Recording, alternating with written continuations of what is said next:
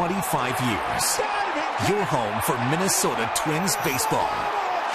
Number 17. Walk-off hit.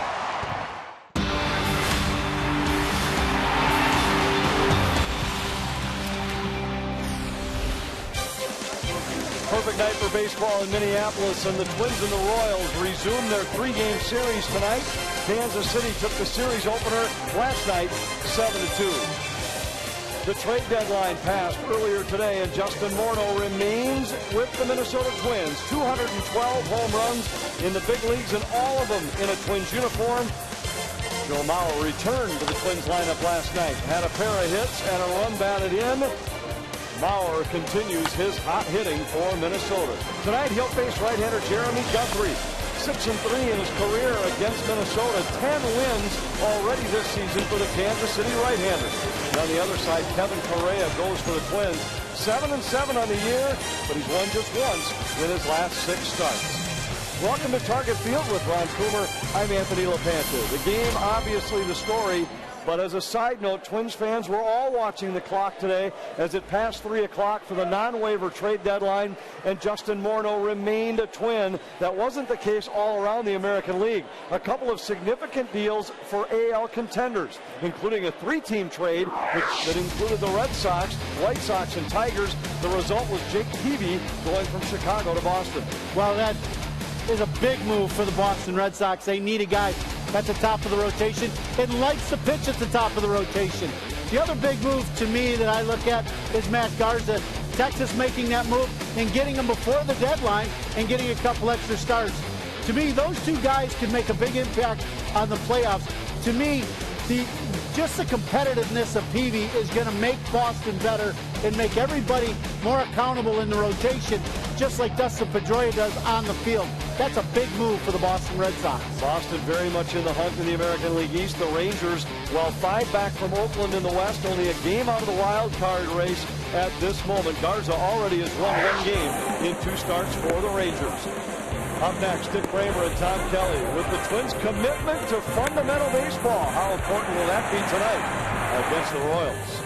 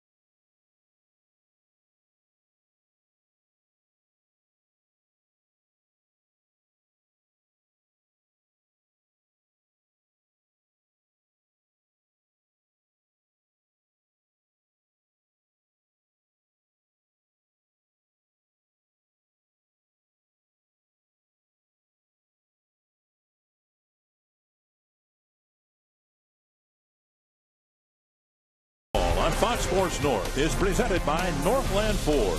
Visit northlandford.com and your local Northland Ford dealer today. And by Menards. Save big money on all your home improvement needs at Menards. He almost single-handedly beat the Twins last night. Mike Moustakas, a great play in the field, 2 home runs. Tonight, the Twins will try to even this series at a game apiece. It's a beautiful night for baseball at Target Field. Dick Raymer and Tom Kelly filling in for Bert Blyleven. The Twins in 4th place in the American League Central, not contending for a division championship for the 3rd year in a row. And Tom, it's kind of the same culprit. Some of the things that the Twins have been very good at in years past, they've not been particularly good at again this year. Yeah, and there's a few reasons why. Our on-base percentage is down some. Average with knocking in the runs when we need to knock in the runs. That hasn't been too good. We're missing Willingham.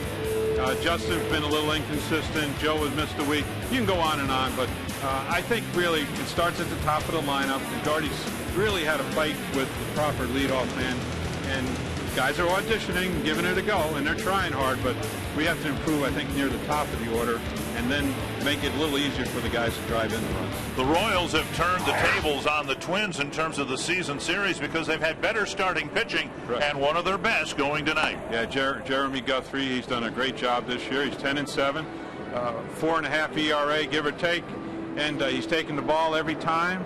He keeps the ball down. He throws at a good angle. He's got a nice curveball to go along with his fastball, changeup. But the big thing, inside, outside, inside, outside. He moves the ball around really well, and it's usually down. So he's done a great job for the Royals. He's pitches his record's better at home than it is on the road, just like everybody else. But again, he can be dangerous out there, and we've had a hard time beating him this year. Twins have done okay as long as they've played low-scoring ball games. That'll be Kevin Correa's chore here tonight. Try to keep the Royals within reach.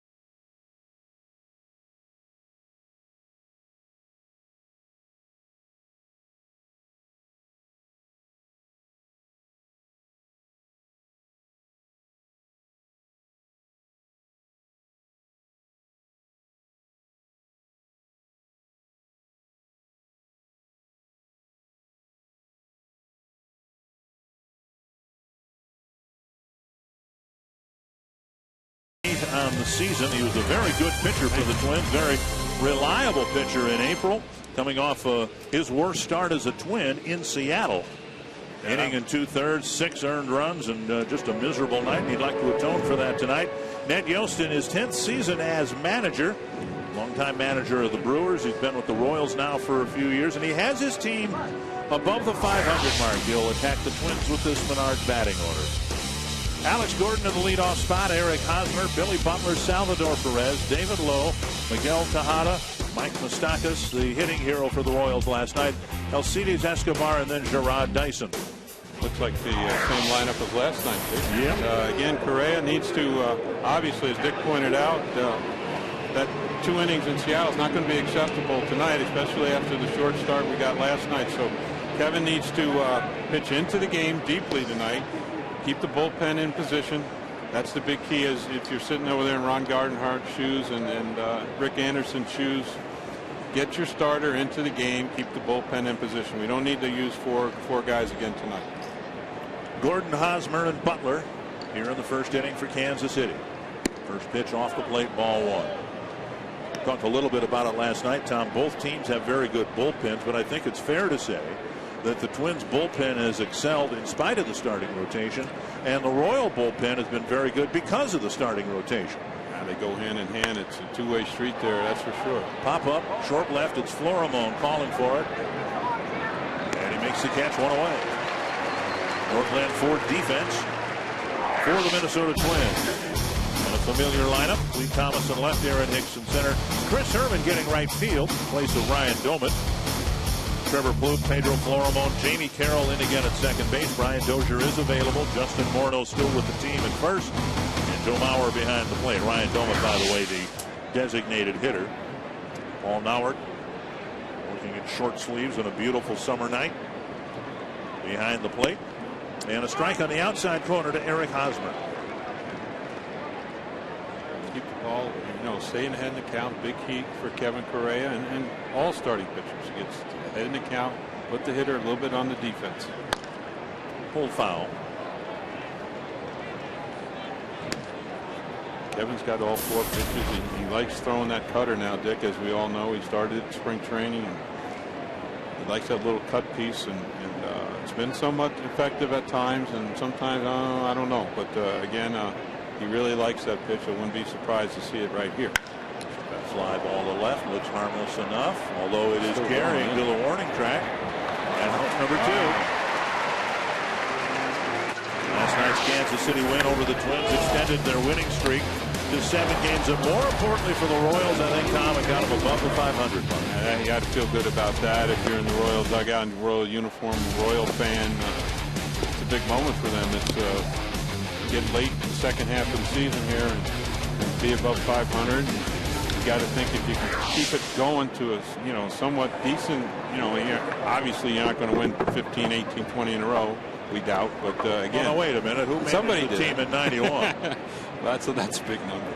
But you're comparing the team to the Royals. No. You're not going to do that.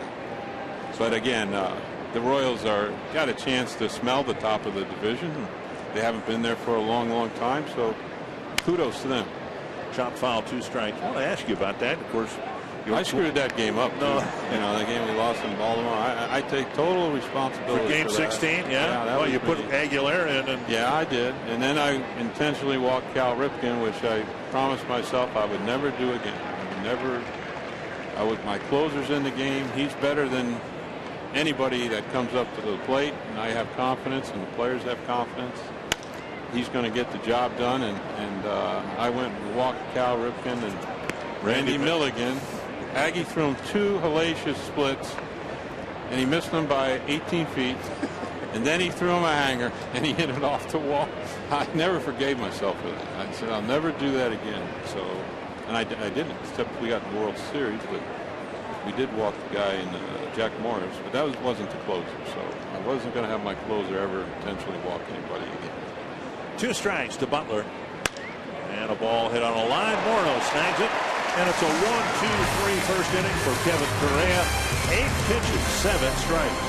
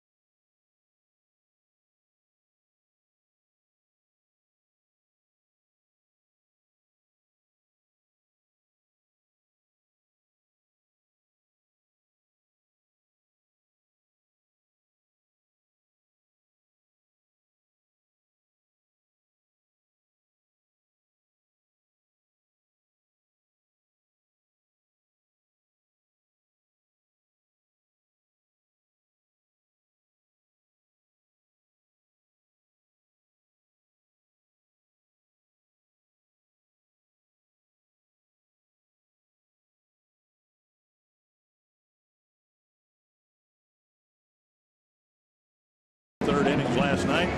Gardner had to go to the bullpen early, but Correa, just 8 pitches, has a 1-2-3 top of the inning. Menard's batting order for the Twins in Game 2. Clete Thomas, Jamie Carroll, Joe Mauer, Justin Morneau, Ryan Domick, Trevor Plouffe, Chris Herman, Aaron Hicks, and Pedro Florimo. Guthrie's got that changeup he likes to throw as well, Dick, but this guy's got excellent numbers. The only thing you could argue about his numbers is that he's not as good on the road as he is at home, but I think most pitchers fall into that category, 9 out of 10 of them anyway. But this guy's been a real bulldog for him. He's pitched his innings. He's up to 132, only 46 walks. Not bad. Few, maybe too many, but again, he usually puts the ball in play and keeps the ball on the ground. So again, he's got a nice curveball. He's got a good fastball. He locates in and out. So we're going to have to guess on which side of the plate and then go from there. Clete Thomas will lead things off. Jamie Carroll, Joe Mauer to follow, and there's a pitch down and away, ball 1. Guthrie with 10 wins, his first full year with the Royals, but within that, you look at who he has beaten. And he's beaten the Orioles twice. He's beaten the Tigers twice. He's beaten the Yankees once at Yankee Stadium. So half his wins have come against teams that might find themselves into the playoffs. Thomas with a 1-1 count. And a strike 1 and 2. Thomas last night singled to start the game for the Twins. Mauer drove him in with a single 2 at bats later.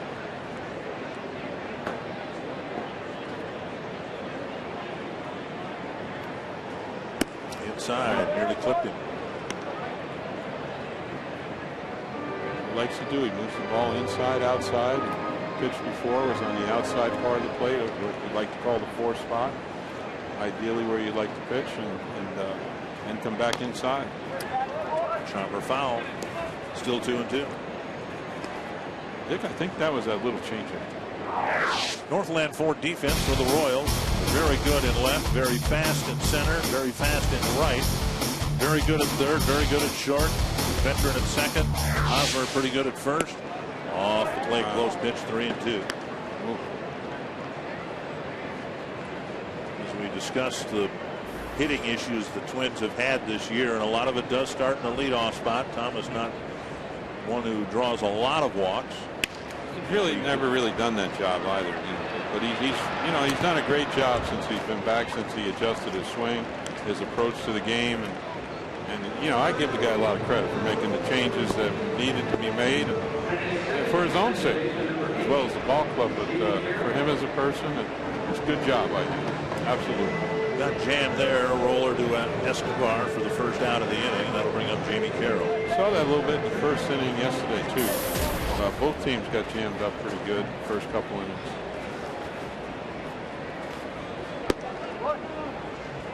Bring the trees back. Ball 1. One thing I've noticed with Guthrie, and I mean, it's a small thing and it might not appear to matter much, but it seems with right-handed batters, he'll start right in the middle of the rubber, and with the left-hander Thomas, he was way over on the first base side of the rubber. Keep an eye on that. See what come up. And Tapper foul 1-2. Guthrie in his most recent start had a great one against the Orioles, and it had to feel good because Guthrie used to be the ace of the Orioles staff. He sure was. He was their opening day starter 3 years in a row. I thought he was really going in the wrong direction. Boy, he's come alive again the last year or two and he's done a great job. So you tip your hat to the guy. He stayed right with it and fought through some tough times and become a #1 type pitcher again. Oh my. Carroll was hit high, I hope, in the shoulder. And Carroll goes to first on one that got away from Guthrie. He just tries to get this ball way in, and he took a shot right on the shoulder. That had to hurt.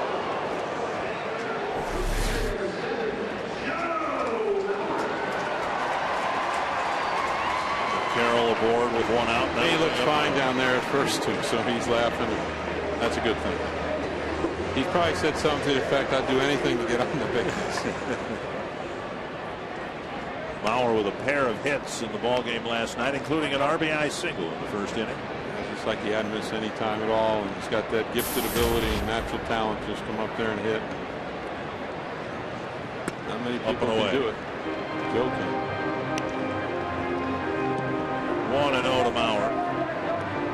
A couple pitches now up in the zone. A little uncommon for Guthrie. He usually keeps the ball down pretty good, and the last couple pitches now have been up in the zone. And Mauer takes it at the knees, a strike, 1-1. For all the young kids out there that want to pitch, that's where you need to pitch, right there. Just put it right in that spot as many times as you can. You learn how to throw that pitch down and on the outside part of the plate, down in the zone. Throw it there consistently to do all right for yourself.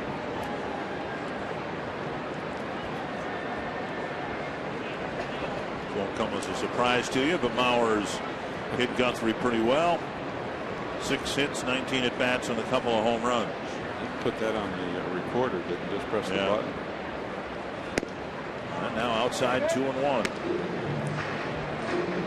I don't know if I care too much when Joe gets in the count. 2-1, 1-2. I don't know if it matters too much with Joe. He's dangerous. Ahead of the count, behind the count. My goodness. Some kind of hit. 2-1. Mauer takes low, 3-1. Tonight's cold hard fact brought to you by Frostproof Coors Light. Joe Mauer has had a very high success rate against teams within the division. You see them the most, and we play 18, 20 games, 22 games against these teams, and get to see them quite often. So Carroll takes off, and Mauer misses it, and Carroll is in with a head-first slide. Nice job getting his hand down, I think, before the glove got there. And you see Jamie, I think he's going to go to the outside part of the base here again. I think it's another good slide. Maybe we can see it on the replay and just see where his hand gets to when he makes this dive. Excellent throw by the catcher. See his hand get there. Very close. I think he was safe. Boy, that is close. Home team. Well, Mauer has a chance with a base hit to the outfield to drive in another run in the first inning. There's one sliced down the left field line, but it's foul. And the count remains 3-2. Very, very close at second base. Trying to get. No, I think he tagged him up near the elbow. Yeah. I think he gets his hand there just in. Oh yeah, he's out ahead. Could be. You couldn't. It was hard to argue either way. You know, I mean, call him safe, call him out. Very close. You have to respect the umpires. That's a tough call. Perez with a throw-out percentage of 33%. Stolen base attempts. Another 3-2 to Mauer, and he takes ball 4. So a hit batter, a stolen base, a walk, and now Morneau. You don't expect Guthrie to hurt himself with too many walks. Just pitch. I guess it's a little out. Down. Joe can do this. Look at that ball sink. It's a nice pitch. Nice sinker.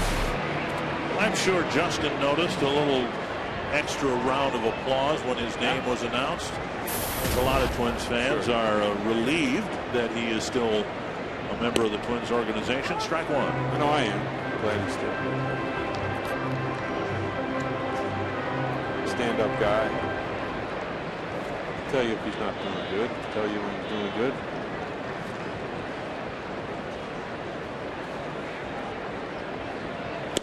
Drifts outside 1-1. Now there's nothing that says Morneau can't be traded in August. In fact, Kerry Ryan said before the game again today he expects August to be as busy in the trade front as July has been.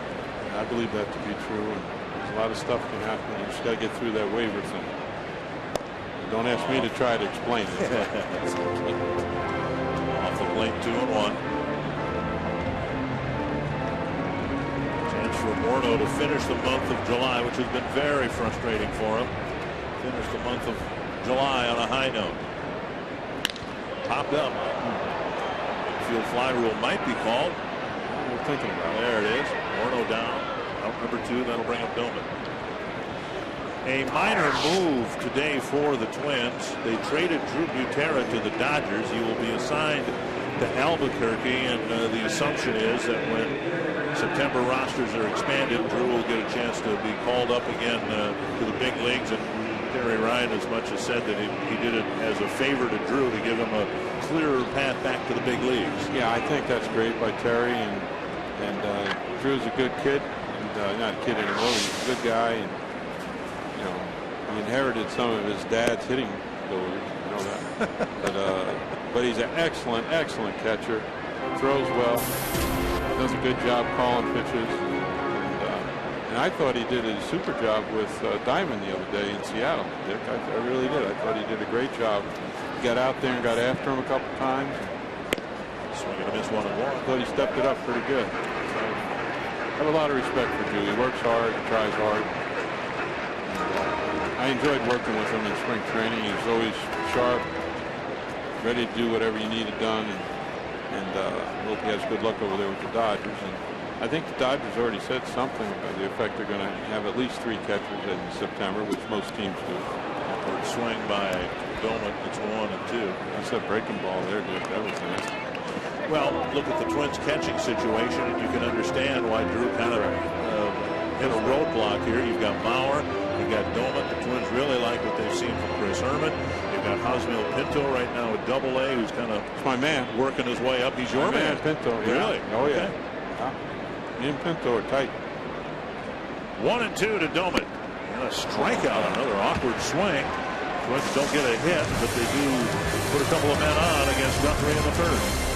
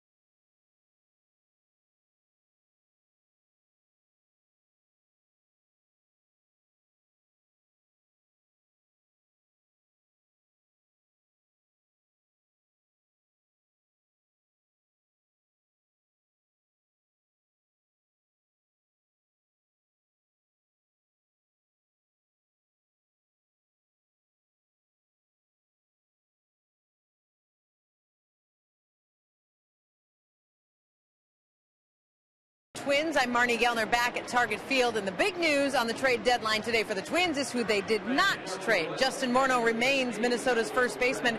Today, Justin said the business part of the game is not the fun part of the game, and I asked him if he had a sense of relief today as the trade deadline passed this afternoon. He said, not really. That's only the first deadline. Then there'll be another, then another. I could still be traded yet this season. Justin said he talked to his agent this morning, but he did not read rumors. He did not follow Twitter or look for any trade information. And he was very high on the Twins, said this franchise and organization has given me so much, given me a chance to play baseball. Dick and Tom, Justin said, I can't control what happens, but I do hope my relationship with the Twins continues in the future. Thank you, Marnie. He's been pretty steadfast in that regard all through the season, going back to the off season. And there's I think a sentimental group that would like Justin to finish his career with the Twins and stay here. I'm in that group. Yeah. 2-0 to Salvador Perez, and there's a strike. I think he's always stood up and answered the questions, you know, good or bad, whether he's done well or not so well. Had a few injuries along the way, and Pretty good play. 2-1 to Perez, then low and Tejada here in the second inning, and a high pop-up. Short left, Florimon again going out, and he wants it, makes the catch one away. He's out there pretty deep on that one, Dick. That's pretty good ways to go for a shortstop. A lot of baseball people think you judge your shortstop and how far he can go out and catch those fly balls. Flory was way out there on that one. That was pretty impressive. He goes a long way here. Folks, watch this. I don't know how many strides that is, but it's quite a few. Very good. One down, David Lowe, the batter.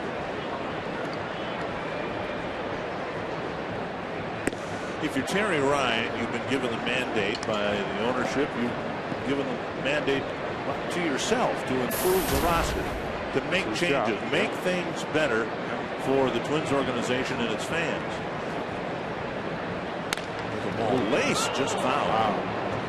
But you know, on the personal side, and Terry Ryan and general managers probably would never admit to this. On the personal side, here's Justin Morneau, who is a future Twin Hall of Famer. They may erect a statue of him out on the plaza 15 years from now. So if you are going to trade him, you've got to get something substantial, I would think, in return to justify trading an iconic figure in your organization. You really have to fill one of your needs, you know, impact your needs. So not speculatively. No, I mean, somebody not who, wishing and hoping. Right, yes. Don't trade me the wish and hope guy. No, you don't want that. 2-1 to David Lowe. This one hit to right center field and down for a hit. The ball checks up on Hicks. Lowe digs for second, and he's in with a double. He was going for a double right out of the box here. We can watch him run. There was no lollygagging, no watching the ball in the air. He took off running. He had his eyes set on a double right away, right out of the box.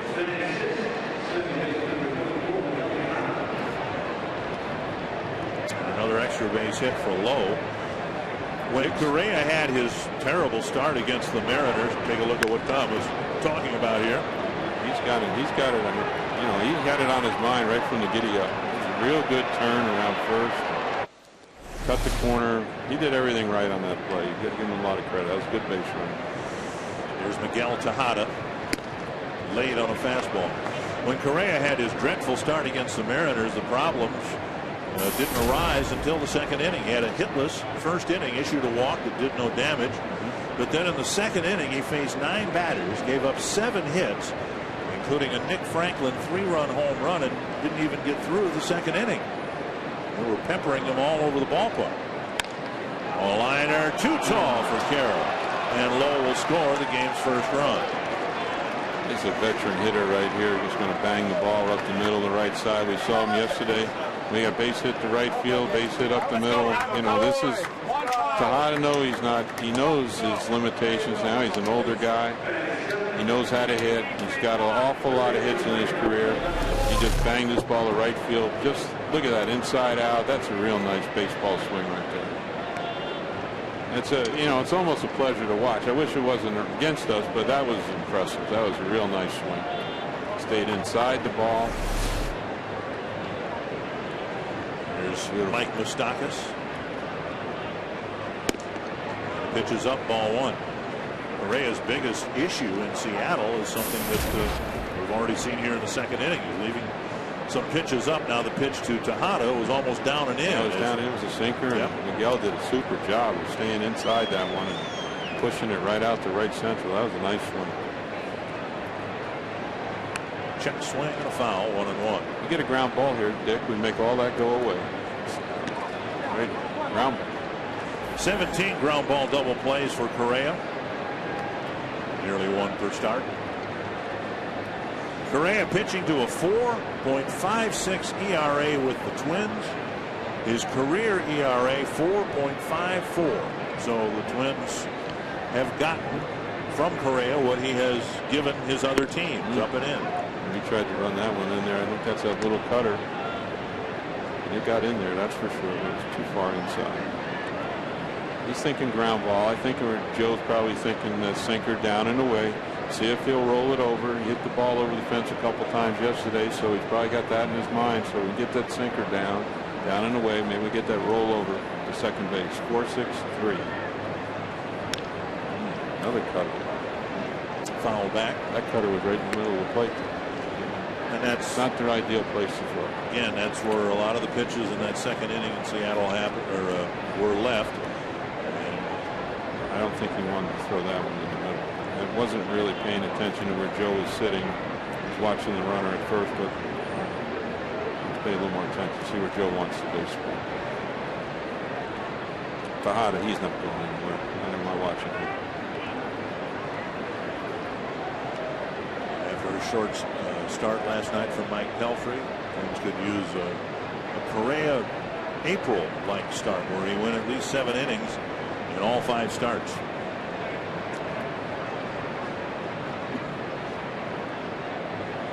Foul back. Pitch left up. It was up and in. It was up high and up, I think, Dick. But you're absolutely correct. Joe was sitting down and in. The ball was up. Just up high enough. Kevin's very quick to home. Uses the slide step, and he does very well with it. The stolen base is way down. I think the opposing team's only stolen 7 bases off him all season. So good job holding the runners. Flipped over the head of Plouffe for a base hit. And Tejada will dig to third. Thomas will fire to second base. So the veteran Tejada advances to third. Yeah, this is a veteran player, knowing his limitations, knowing what he can do. He read the ball right off the bat as a base hit and had his mind made up with 1 out. 1 out, try to get to third base. Score on a sacrifice fly. A lot of ways you score from third. So again, he did a super job running the bases right here.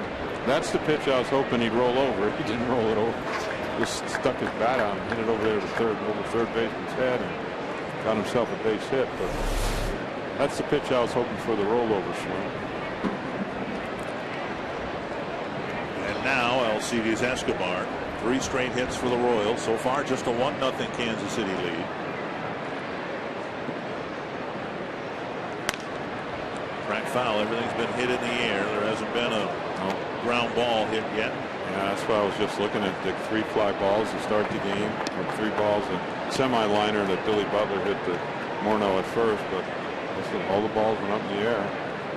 And we need a grounder. And this guy's going to be awful difficult to try to double up. So we're up against it a little bit here.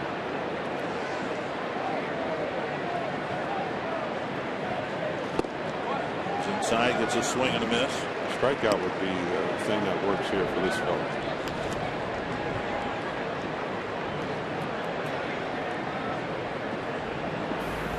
Gerard Dyson on deck, another speedster.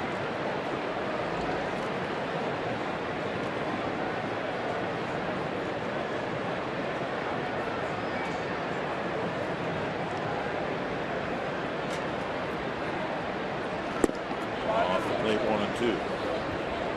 That slider cutter down and away, far out of the strike zone, trying to get the hitter to chase, trying to get himself out. Instead of the pitcher having to get you out, you start chasing some pitches out of the zone.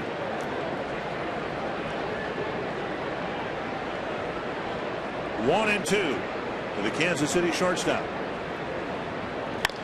Back to Correa. They're going to try to come home, and Mauer will tag out Tejada. Okay.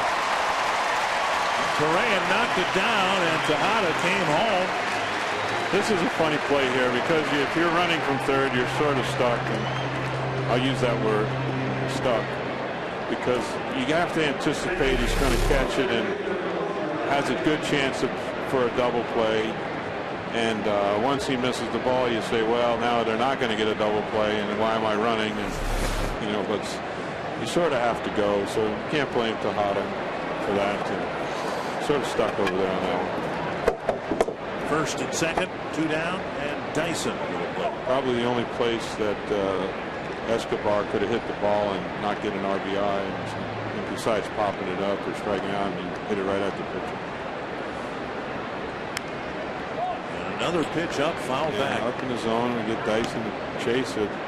Lefties and hitters, for their basic rule, are more down hitters. And why Dyson wants to swing at that ball. He's not a big, strong guy. He's not a home run hitter. He's a speed guy. He hit the ball on the ground and run to chase that pitch, and that's probably why he's batting ninth.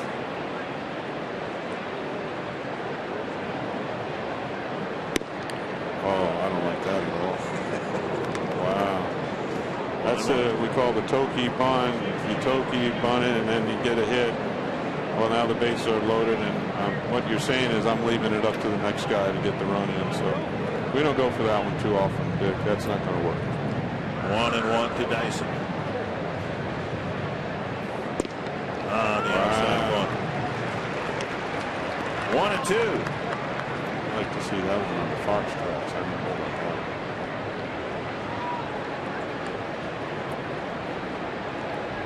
Okay, thank you. 32 pitches for Correa. There's 9 of them in the first inning. Facing his 6th batter of the second inning. Something up and away. High. I don't think he can get to it there. See what he's got in mind. Just shook the catcher off, so we'll see what happens. Cut it. You know, one thing we've seen here with Moustakas at second base, Mauer setting up his target very, very late. Yeah, there's something to be said for all that. Sometimes, you know, get some older players. The older players can do it much more discreetly, let's say. And, you know, but when you have young players, they've got enough to worry about out there running the bases and reading the balls and all that stuff. You got a young hitter, and, you know, so sometimes we didn't like to fool with this stuff too much with given location and things. Too much for them to do. High fastball takes care of Dyson. 3 straight hits, but just 1 Kansas City run in the second.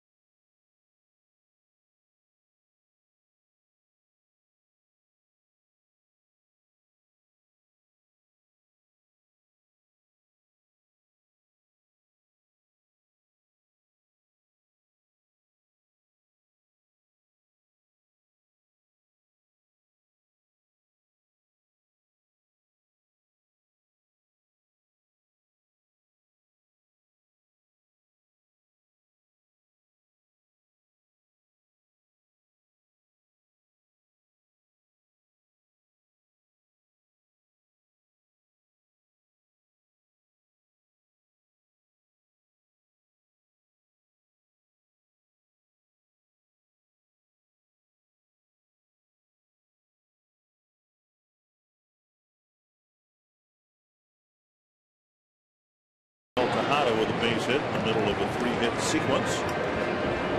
Firestone Complete Auto Care Extra Mile Index tonight. A look at the most win by a starting pitcher against the Twins since August of 2009. We'd expect Verlander and Peavy, who've been in the division. There's Jeremy Guthrie with 6 wins now in the American League Central for about a year. Coming over from the Rockies, Trevor Plouffe takes strike 1. That fastball he threw there is right where you want to throw the baseball. Like we mentioned to the younger pitchers out there, just good guy to watch. He usually keeps the ball down, throws that little sinker down and into the righties, hit the 4 spot on the outside corner, mix in that breaking ball, and he's got the changeup. Give up a lot of home run balls, as many as 4 in one game, and a total of 22 on the season. Now 133 and 2/3 innings. Well, we had a Hall of Famer that usually sits in this seat, gave up a few as well. Right. he's in the Hall of Fame. So he's going to be back on the air on Friday. But you ever think you'd see one great pitcher give up 96 home runs in 2 years? I watched. Come on. Slow breaking ball, tap foul. That's a slow one there. Ron Coomer pointed that out to me this afternoon. He throws that slow one and tries to keep you off balance. And that's what it's all about, keeping the hitters off balance.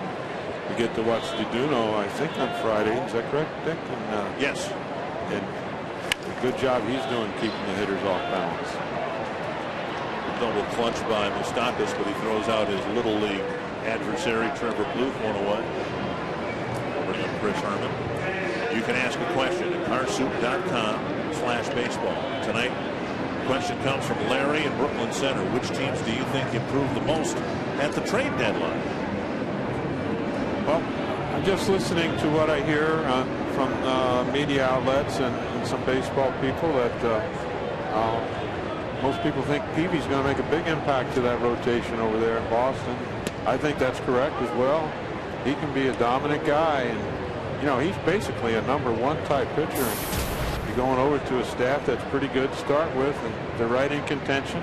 His spirits have to be big lifted, big time. This one driven to right center, and Chris Herman just keeps putting the barrel of the bat on the ball. Takes a big turn and holds up with a single. Nick, I'm not sure if this is the changeup or the breaking ball, but again, Chris stayed right with it and just dropped the bat head down on it and just lined it right into right central. Wonderful hitting. Good job. Rodney Klein would be proud of that one. Mr. Carew. I had to talk about him enough today on that little interview thing I did with the All-Star for next year's All-Star stuff. And, Fox Sports has already started to put together a package of shows for the All-Star game and the events leading up to. And I had to talk about Mr. Carew, which was an honor, I guess, but I really shouldn't say that. If he's listening, I don't want to. He was watching the Cleveland series, I know. Chance to talk to him where we were out in Anaheim. He was out in Cooperstown. Yep. Did he have his shoulder done? Yes. I think he's feeling better. 1-0 to Aaron Hicks. Wow. Into the right field corner. Foul by about 5 feet. Boy, this ball is elevated some up in the zone. We talked about in the first inning where Guthrie had some balls up in the zone where a little bit uncharacteristic. This one's up in the zone. And Aaron puts a real good swing on it. Unfortunately, he just hooked it a little bit. Kurt fouling him. You see it probably stays up a little bit. Oh, look at this. Right down the middle of the plate. You see Aaron open up. And maybe just opened up just a touch too quick. Boom. Hooked it. One thing we saw. Boy, he hit it hard. He hit some balls hard last night, too. Yes, he did. A couple of them right on the button. 1-1 to Hicks. One thing we saw as he takes strike 2 before the All-Star break, and we really haven't seen it since. So that just means he's due, I guess. But we saw Hicks take over games where he was the best player on the field. He led the Twins to some wins going into the break. Offensively and defensively. Make some plays. Saved the game in Anaheim. I know that. I believe it was Anaheim. Made that diving catch out there in left central. Whoa. 2-2. That's what you call moving your feet. Pitcher make you move your feet. Mr. Gladden, our left fielder for many, many years, 2 All-Star rings, World Series rings on his fingers. He likes that pitching. Knock the hitter back off the plate. Make him move his feet, get his attention. 2-2 to Hicks. Trying to get the game evened up here in the second inning. Good take. 3-2. Okay, anybody wants to manage now. Here's your chance. You start the runner or not? Not enough job security in it for me. You have to make these decisions somewhat readily, quickly. You don't have too much time to think about them. You have to be prepared. Yeah. I actually think he's going to send him. Okay. 24 walks for Hicks. Runner goes, and the pitch fouled back. Gardy's trying to show as much confidence he can to his players, and something that you have to admire about Gardy. He really shows confidence in his lineup and his guys. And you know, you say, well, Hicks has struck out a lot this year, and he's got a chance to miss it. This could be a strike him out, throw him out, and then the inning's over. But he's showing confidence in Aaron that he trusts him to swing at a strike and not swing chase and get the ball in play. Runner goes again, and the pitch grounded towards third. Moustakas looks at second, fires to first, and by sending the runner, they get the runner in the scoring position. That would have been a tough one to maybe turn double play on him. I think he might have cracked his bat. It wasn't hit all that hard. Again, Moustakas made the right play by going and getting the sure out at first. But Aaron got the ball in play, stay at double play, and now we have a chance to tie the game. Carsoup.com email question asked which team helped itself the most, and you talked about. I said Boston. Peavy, the former Cy Young Award winner. Well, the take for the Tigers was a defensive-minded shortstop who they're not sure is going to be able to hit up here. And he had to give away one of their better prospects to do it, if I understand correctly. Up and in, Jose Iglesias going to the Tigers, and then the Tigers sending Avisail Garcia to the White Sox. But Iglesias is a Florimon type of player where it's expected he'll tighten up Detroit's infield defense. And they're not sure if he's going to hit, but if there's ever a lineup that doesn't need a shortstop who can hit. That's exactly right, Dick. You're 100% correct. You know, if they got to worry about the guy hitting, then they're not going to win anyway. So, right. But they got plenty of people that take care of that end of business. He's there to play shortstop and play it well. And like you pointed out, exactly right. He's there to short things up the middle. And I think he'll probably play better than Peralta. Peralta, I don't think had the greatest range over there. No. You know, he's okay at best, but this is definitely an upgraded shortstop. Now, Peralta probably hit some more than this fellow. How do you say his name? Iglesias? Iglesias. Yeah. Jose Iglesias. So, but you're right. He can absolutely play shortstop. 2-1 to Florimon. And up and away, 3-1. Not a good pitch here. He got the ninth hitter in order. I'm sure Jeremy Guthrie watched the ball game last night, charted the game. He had to see where Fleury had a tough time last night. He wasn't the best ball game he's played this year, and why he's so far out of the zone here, I don't understand. So far, he's pitching a lot more like Mike Pelfrey than Irvin Santana last night. Right down the middle. You saw that fastball, 94. It's that old country hardball or town ball, which you like to call town ball. Here we go. 3-2 to Florimon. Twins need a hit to the outfield to get the game tied. We've seen Florimon a little vulnerable to the breaking ball, but I have to think we're going to get number one again here. Real fastball. Foul tip, and Perez hangs on, and another threat is left one hit short. Twins lead Berman at second base. It's 1-0 Kansas City.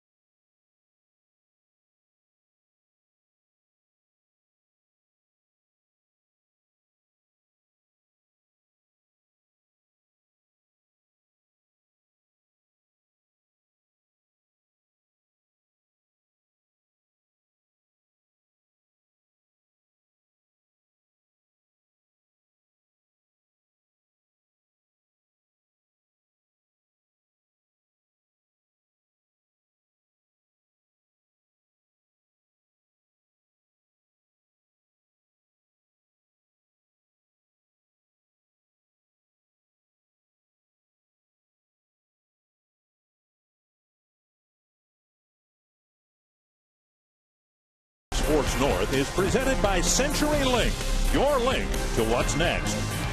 By Grand Casino, the best stories start here. And by Sanford Orthopedics and Sports Medicine, for the everyday competitor in all of us. 1-0 Kansas City, 3 consecutive hits in the second against Kevin Correa. What we've seen over the last few weeks, Tom, Twins have been able to overcome small deficits like this. It's the 3-run home runs and the crooked numbers that they've had a tough time with. They simply aren't. The lineup is not able to produce a whole lot of runs right now. That's what we talked about earlier today about execution and bunting and moving the runners, hit and run. And believe me, Gardy would like to do all these things. I know for sure. I know I did. I know Gardy does. He likes to do them more than I do. And but you have to, try to get the lead.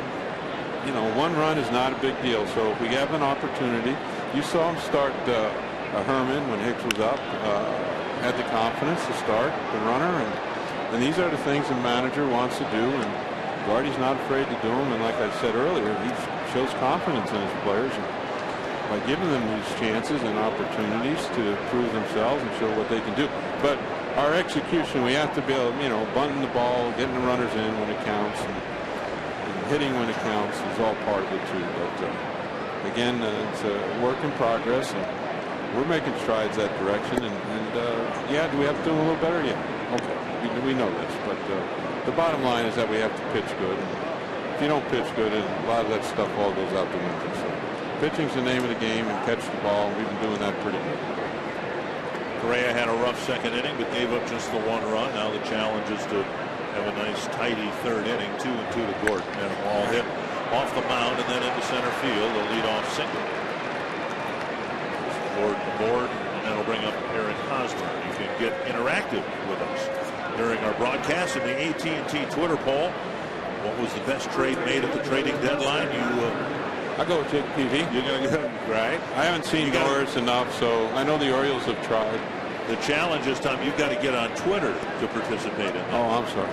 I can't. No Twitter, no email, no sidekick. You don't even have email? You got email? I got email. There you go. Eric Hosmer, the batter, hit a warning track fly ball to left field his first time up. Oh, a liner to left field, and that's going to chase Thomas back. He'll see the ball hop the wall, and Gordon will be held at third to throw going to second. This is one of those plays here where I think Eddie Rodriguez down there at third might have put his hands up a little too soon. Dick, I was just eyeballing this one right from the start, and I think he put his hands up too soon, anticipated Cleat throwing the ball towards home, and then when he threw it to second. But there are no outs, so I don't want to take too many chances. But if we could see this, especially from my angle, you watch Eddie, well, I don't know if we're going to be able to see it. Puts his hands up really early. He put them up so early, and then I think he got fooled a little bit where Cleat might throw the ball. But again, like I said, there's no outs. So try not taking too many chances with no outs. 2 men in scoring position. Billy Butler at the plate, infield playing back, and he takes ball 1. You could see on the Hosmer double, Mauer wanted the pitch over the inside corner, and Correa left it over the plate. Well, it was right on the outside part of the plate, and he just stroked it right over there. That was a wonderful swing. And actually, Gordon's swing was real good too, Dick. He didn't try to pull that ball. And I think a year or two ago, Gordon would have tried to pull that ball, and he would have had your 4-3, but banged it right up the middle. From right center field and deep. Herman is over for the catch. His throw will be to third base. It's a strong throw. What a throw by Chris Herman. Beautiful. The run scored, but Chris Herman threw that ball about 300 feet right on top of the bag.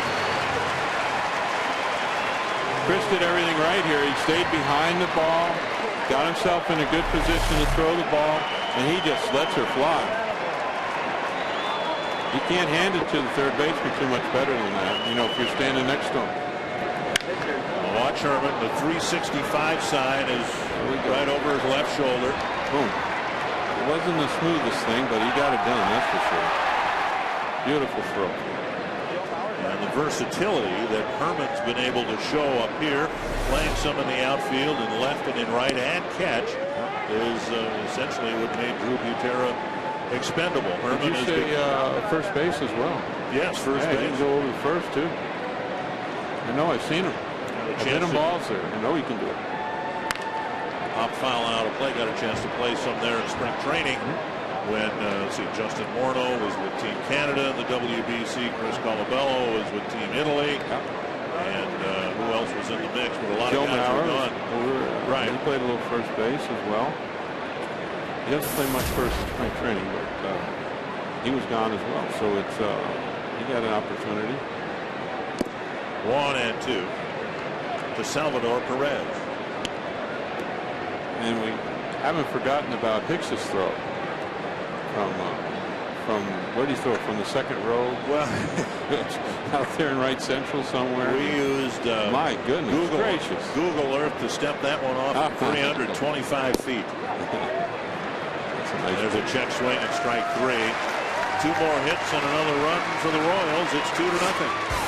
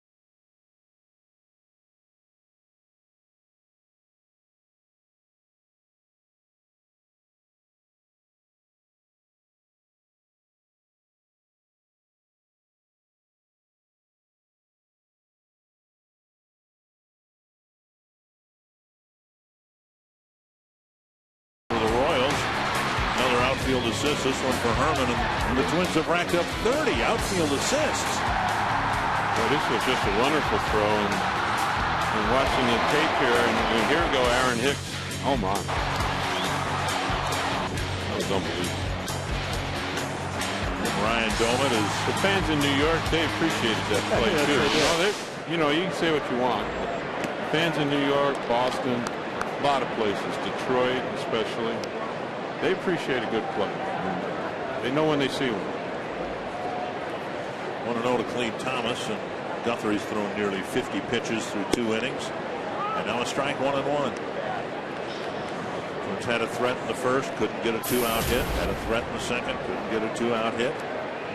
See what Thomas can get done here, leading off the third. Tapper, foul. Oh. Nearly rolled into fair territory. 1-2.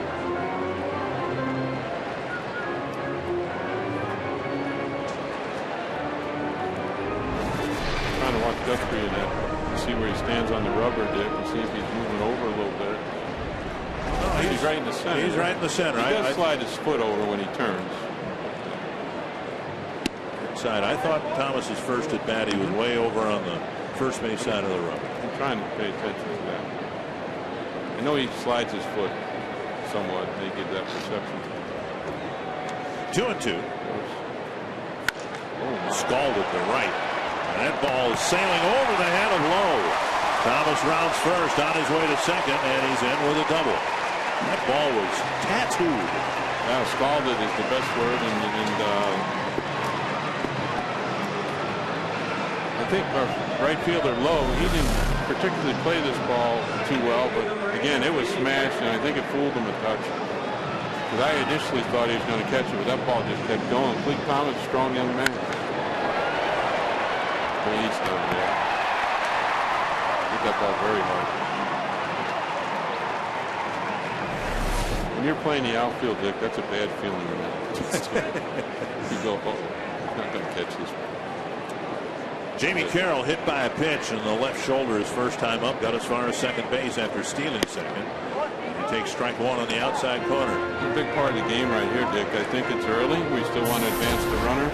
Jamie's job is to get the ball up the middle or to the right side, make sure it gets past the pitcher, advance the runner, Cleet Thomas to third, and give Joe Mauer a chance to get the run and make it a one-run game. Still early, so you needed to see that. That was a nice attempted swing to hit the ball to the right side.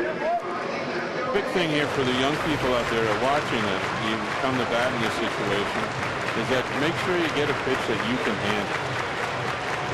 You know, your job is to get the runner over, and don't try to do it on the first pitch, second pitch. Make sure you get one that you can handle, and then go ahead and try to get the ball to the right side of the infield. Dilemma for Carroll now with 2 strikes, but he still got one. He tried to push to the right side. Problem was the ball was running in hard on him, and he's still trying to push it that way. Now we got 2 strikes. If I know Jamie, he's still going to try to hit it over there, but for the younger players out there, just go ahead and get it in play. Something good might happen. So don't try to be Superman and advance the runner, especially with 2 strikes. It's tough enough to hit as it is. Get it in play. Carroll choking up on the bat a couple inches. Another one. Guthrie keeps giving him pitches right down the middle. Well, that one was one that Jamie probably, if it wasn't 2 strikes, he probably would have done a little better with. You know, but 2 strikes, he got somewhat defensive and just trying to push it over there. And I think with 1 strike or no strikes, he would have hit that.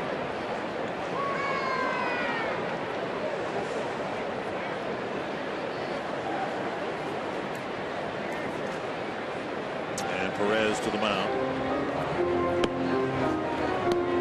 You can see some similarities, can't you, between Guthrie's pitching tonight and Pelfrey's last night. A lot of time in the stretch and men in scoring position. So far, the Twins haven't broken through. Dave Island, the pitching coach. I'm sure they were hoping to get a quick inning out of Guthrie, but it's not going to happen this time. A high fastball gets him. 95-mile-per-hour fastball, 1 down. And let's go now to Los Angeles for a Fox Sports 1 game break.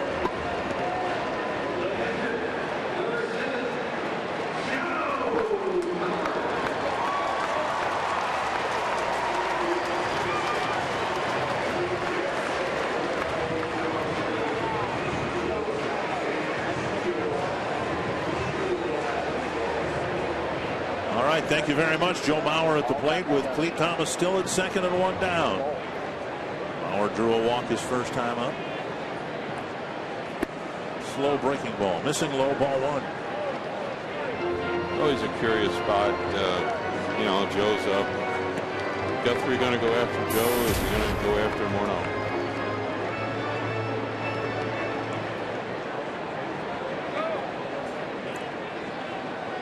Walked Mauer in the first inning and then got Morneau to pop up to short on the outside corner.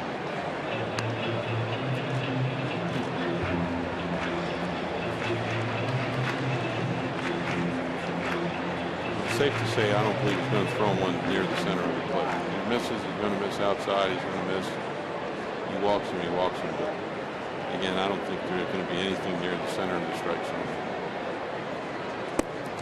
Low, and it's 2-1.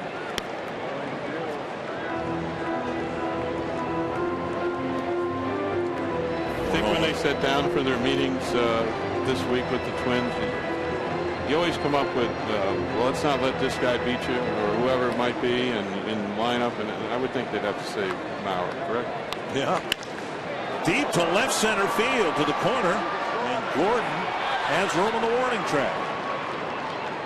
After what we saw in the first inning, we saw Hosmer's ball carry, and Joe might have gotten that out on the end of the bat just a little bit too down. I think you're correct, Dick. I think he got it on right on the near the end of the bat and really didn't get to it like he wanted. I think he sort of waved at it just a touch. And the ball was up and away, and you see Joe trying to drive in the run. Sometimes these things can happen. You get a little anxious and chase a little bit. Maybe just get out of your comfort zone. It was obvious, and Joe knew it. He wasn't going to get anything real good to hit. He tried to get the run in. Here's Morneau, popped up to short his first time up. He has had great success against Jeremy Guthrie, 8 for 23 with 2 home runs. Justin just needs a collar loosener. Blue. 2-0.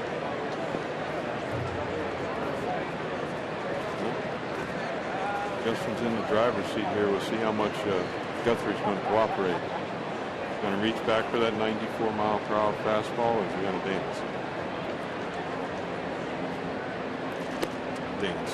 3-0.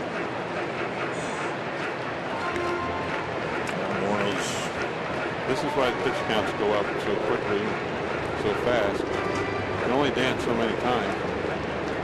Sooner or later, you got to throw something in there.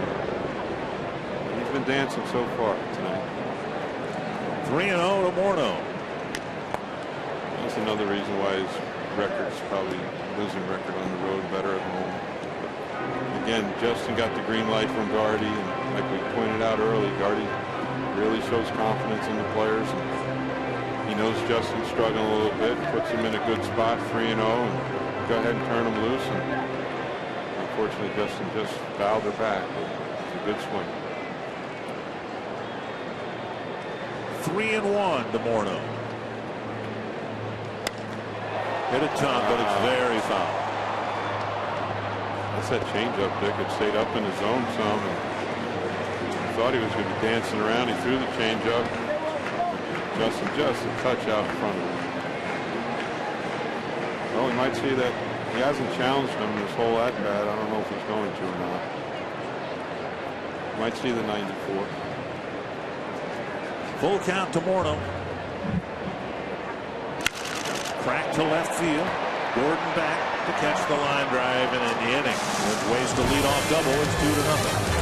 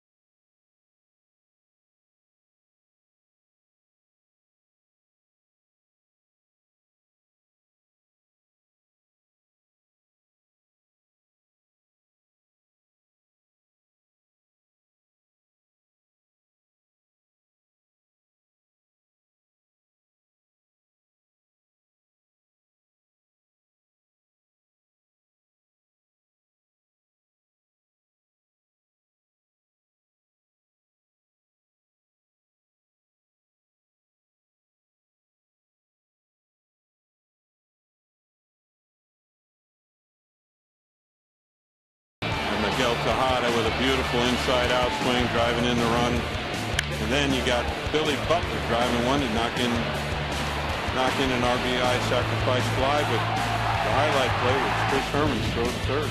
2-0 Twins. Royals. But Guthrie, I don't think finished sharp tonight as we've seen him in the past. He's well up in pitches, up total 67 already in 3 innings. That's not acceptable, and he's not going to probably pitch into the game too much. Another couple innings maybe, and that should be it for him. So we're going to probably see the Royal bullpen tonight in full force. David Lowe takes a breaking pitch, a called first strike, leading off the 4th inning. And Lowe has another base hit. Boy, that's a nice swing. Just stroked it right up the middle. I think this pitch stays up some. And boy, he just hit it right nicely. That's a couple hits they've got up the middle. Gordon smashed one. Tejada took one the other way. Hit it up the middle. Nice hitting by the Royals. Boom. I guess that's right down the middle. Big league hitters are supposed to hit that pitch. That's all there is to it. 6 hits for the Royals. Lowe has 2 of them. Miguel Tejada we're going to run with a single. What do you think about now, Dick? Any hitting and running? Miguel Tejada's pretty good handling the bat.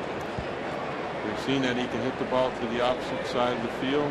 Just depends how Ned Yost feels about it now. Correa is pretty quick to home, so it would have to be a hit and run if they're going to do something. Inside ball 1. Head in the count, right where you want to be. Here's a good pitch to run on. If you figure you're going to get a fastball, probably more than likely, and it's something that you're confident that the hitters had a good night tonight. You may just want to leave it alone. Miguel's done a good job with the bat so far in this series. Runner goes. Bauer's throw right on the bag. He's out. Yes, he is. Carroll may have gotten spiked. It was a 1-hop throw, but right on top of the bag. And Carroll looks like he's all right after putting the tag on Lowe. I would have to think that's a missed sign, in my opinion, because you know it's going to be a fastball, and it's not the pitch you want to run on. He looked straight in, so I would have to think that was a missed sign by Tejada or bad communication. That's very much like Bauer's throw in the All-Star game. Who nearly threw out a runner. Carroll got his hand in the glove there a little bit, and it's a little exposed. Look at this. Florimone to his left. Gobbles it up. Fires the first 2 down. Yeah, the difference now is that previous pitch now, he would have been playing in on double play death, and that probably have been a base hit. But now, after the runner got thrown out, he has the luxury of moving back, and now this becomes an out. So, somewhat fortunate that worked out that way for us. That's just a real fluid play. That's a big league play. I don't know if he makes that pitch or 2 earlier. He would have gave up some distance and lost his angle. There's Moustakas swinging and a miss, 1 strike.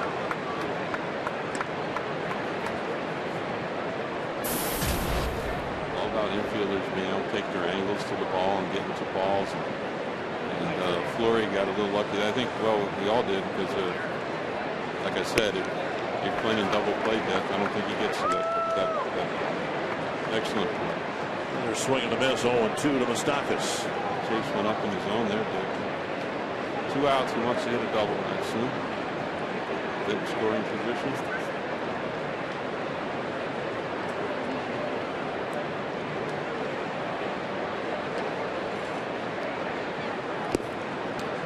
One and 2. Off-speed pitch down in the zone. He chase, no chase. Chase went up, then chase back.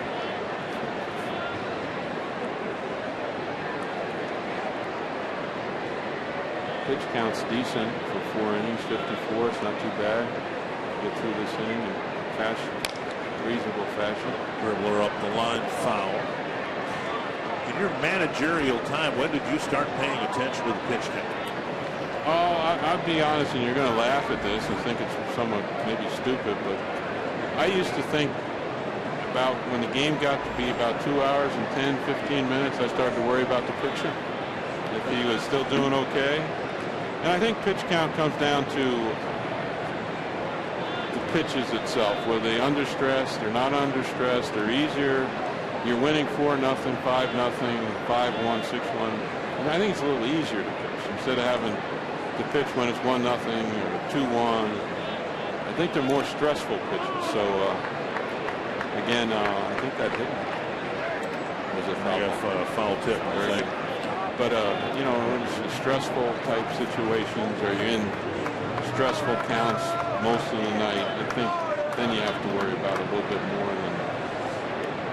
than you do if it's a little easier ball game for the pitcher. So when you took over on an interim basis on 86 and then got the job full time, did Dick Such have a counter in the dugout? Yeah, we always had a counter. Yep. And, you know, and it all started, you sort of had to protect yourself a little bit. Because you didn't want people coming at you and saying, well, the guy had to throw 138 pitches or something.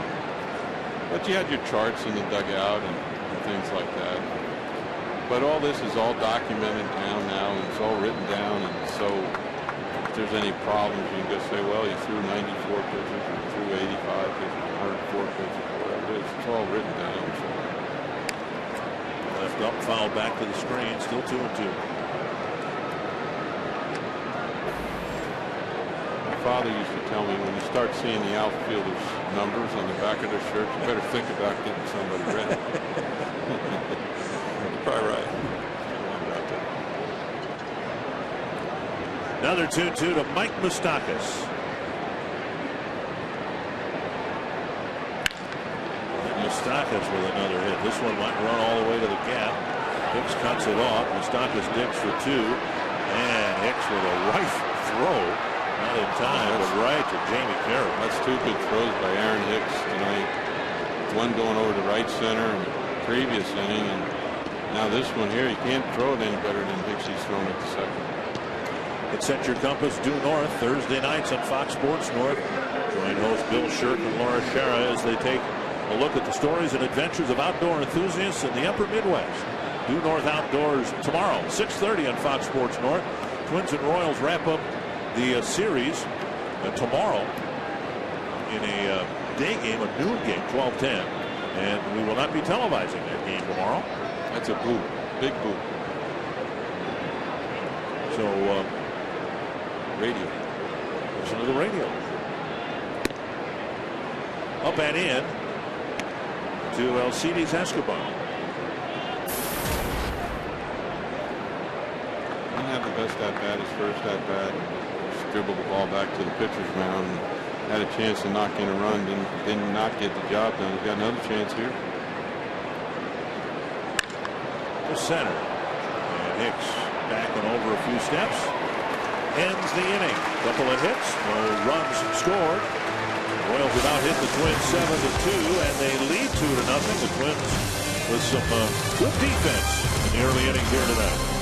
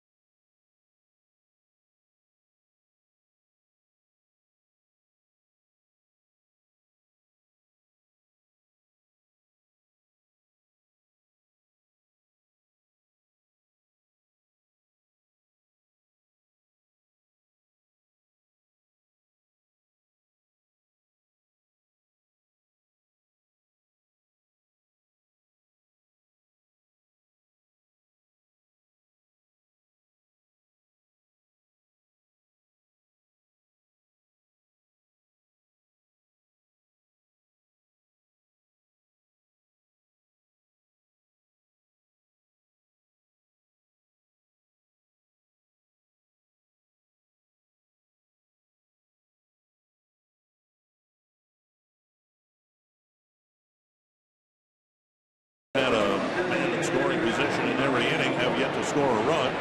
Pepsi fans in the game, a little jostling going on in the fan section at Target Field. Jeremy Guthrie will face Ryan Doman, Trevor Plouffe, and Chris Herman. 4 men left on for the Twins, 3 of them in scoring position in the first 3 innings. Slow breaking ball tickles the outside corner. Doman struck out to end the first inning. Twins had runners at first and second without the benefit of a hit. But a hit batter, a stolen base, and a walk. But then Doman struck out to end the threat. High and tight, 1-1. I'm sure the Dave Island pitching coach for the Royals is probably encouraged Guthrie to throw some more strikes and started off the inning with 2 straight balls again.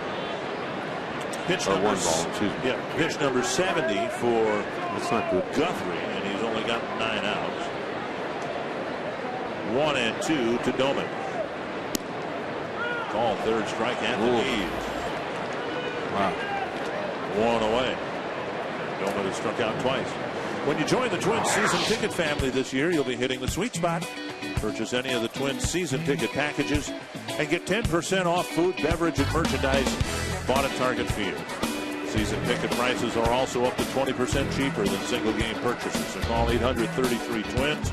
I know it's the last day of July, but you can still join the Twins season ticket family. Go to twinsbaseball.com if you'd like to find out more information. Trevor Plouffe hit a chopper in front of Mike Moustakas. And Moustakas threw him out. Talked about last night, Plouffe and Moustakas playing Little League ball against each other. And then Moustakas told me, well, you want to see a good fielding third baseman, wait till Matt Dominguez of the Astros comes in here this weekend. Okay.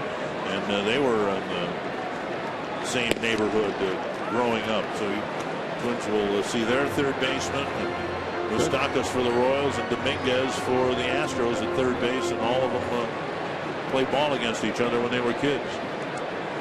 Look forward to it. 2-1. And Plouffe takes inside 3-1. I think, like myself, I think there's a lot of baseball fans that really don't know too much about the Houston Ball Club, and now they traded away a couple of their better pitchers, and I don't know what we're going to see, but. Fly to center. Gordon comes in. Plouffe cracks his bat. Out number 2. Let's check in with Marnie Gill. Guys, Chris Herman is coming to the plate now. We saw him make that great throw from right field earlier tonight. Still a fairly new face to a lot of Twins fans, so we thought there are probably 3 things you need to know about Chris Herman. First of all, courtesy of Kyle Gibson, who told me that Herman leads the team in iPad games played, and that he listens to really bad heavy metal music when he's lifting weights. And then Aaron Hicks told me that Herman is the best Guitar Hero player ever, that he plays on super speed. So 3 things to know about Chris Herman, and I think Dick and Tom, we can add to that. He has a gun in right field. Yes, he does. Pops up the first pitch, short left, and it's Escobar calling for it. And Guthrie has his best inning, a 1-2-3-4. He sent down 6-10 in a row.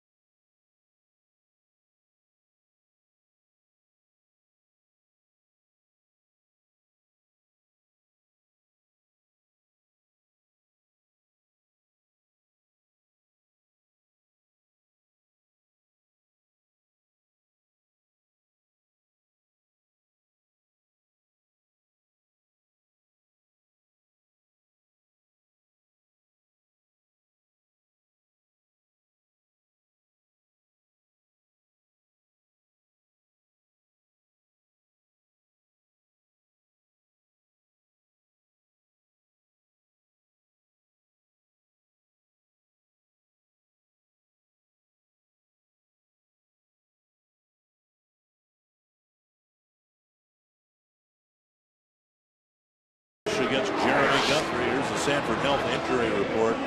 Tough blow for the St. Louis Cardinals, who are trying to catch the Pittsburgh Pirates. Now they got to play without their MVP, Yadier Molina. Giovanni Gallardo was trade material for the Brewers before he pulled a hamstring in start yesterday. And the one on the right could be a that's a bad one right there. That's not good. They're expressing confidence that it'll just be a couple of weeks for Matt Moore. But yesterday, Dick, they said, well, he's going to miss a start, and just one start, and he should be fine. Now it's to the 15-day. Dyson lines a single to center. You know what that is, Dick? A diamond cutter. That is a diamond cutter, folks. You can't hit this ball any more in the center of the diamond than this man just hit. This is an official diamond cutter.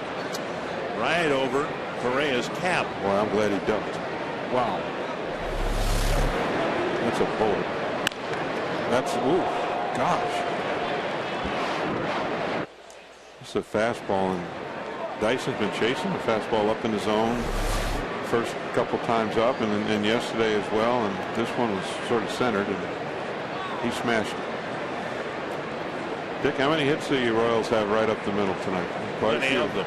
Another leadoff hit here, third leadoff hit in a row for the Royals, and all of them, oddly enough, have gone right up the middle. Gordon's hit leading off the third was hit off the mound and into center field. Lowe's hit was hit sharply to center, and now Dyson with a leadoff hit, a diamond cutter. Even the ball that Tejada hit inside out over the second baseman's head. That was excellent hitting up the middle. 1-1 to Gordon. We always try to encourage the younger players to, drive the ball back up the middle, up the middle, up the middle. Don't get pulled conscious. See the ball, take what they give you, and just go ahead and drive it. The double was hit by Moustakas last inning. Was a left central. Very nice one. Hosmer drove the ball to left center as well. 2-1. Royals made a move. They acquired Justin Maxwell from the Houston Astros. They expect Maxwell to be here and very likely in the lineup for tomorrow's series finale. I'm not too familiar with Justin Maxwell. We'll have our crack researchers get on top of that. 2-1 to Alex Gordon.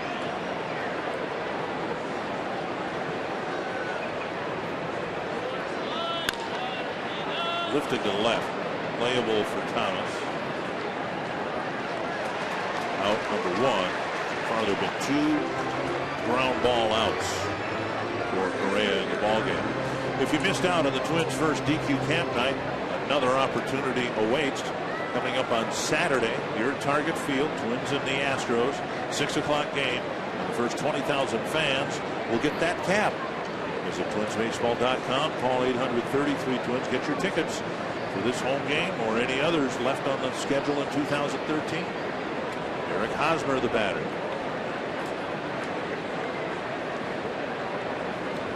Hosmer has driven the ball to left field twice. In the first inning, he had a fly ball that kept carrying to the warning track. Thomas made the catch. And then Mauer set up inside to Hosmer. Correa left the pitch drift out over the plate. And Hosmer cracked a sharp double. Strike one. So I have to go back to George Brett got here and decided to help out the hitters some. And I think this guy's really benefited the most from George's expertise. And I think he's done just a terrific job this back half of the season, and see if he can continue. Pedro Grifol, the full-time lone hitting coach now for the Royals. Brett deciding last week that enough was enough. Hicks will come in and play this ball on the second hop. And another base hit up the middle. Hosmer with his second hit.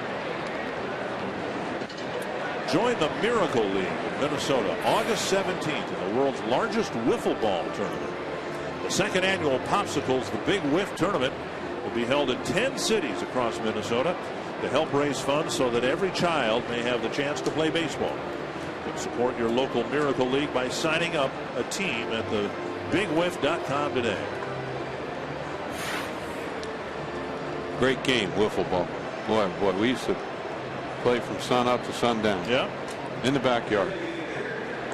Had a lot of rules, different rules. Off the garage was a double. Over the fence was an out. Over the fence was an out? Out, because you had to go chase him. You held up the game, so out. Yeah. Catch it off the garage.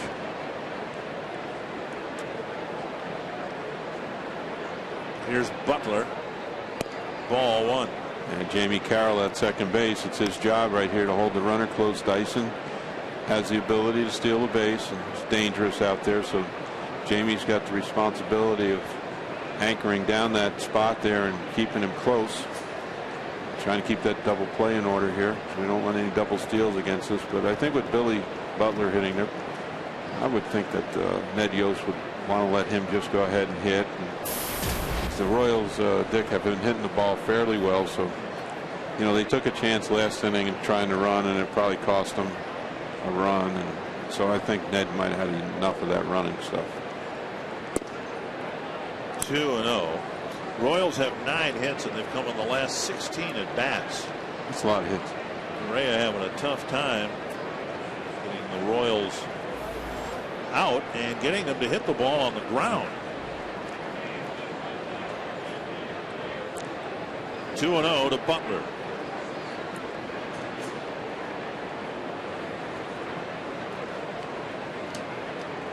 And the runners go, and the pitch lifted foul. Well, Ned Yost staying aggressive with his team, sending the runners. I thought that would get deterred a little bit after Mauer threw out Lau last inning. But here they are again. They're on the move. Florimone comes in, has a word with Correa. Surprised when Lau ran last time, because hitter. That's why I thought it was a hit and run, because the hitter was ahead in the count. And you got to think he's going to throw a fastball, and that's not the ideal pitch to want to try to steal on. So that's why I tend to think that was probably hit and run. And Correa with the inside move looks Dyson back to second.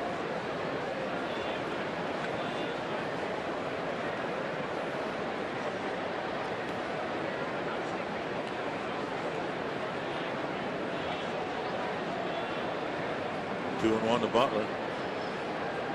Foul back. How many times were the Twins victimized by Eddie Murray cutting behind the back runner at first base? You're right. It's one of those lost starts by our first basemen, and sometimes they can really get you out of trouble. You know, save you some runs and heartache by picking a guy off. And Eddie was good, but the whole Orioles system, Baltimore Orioles system, was very, very good at implementing this play.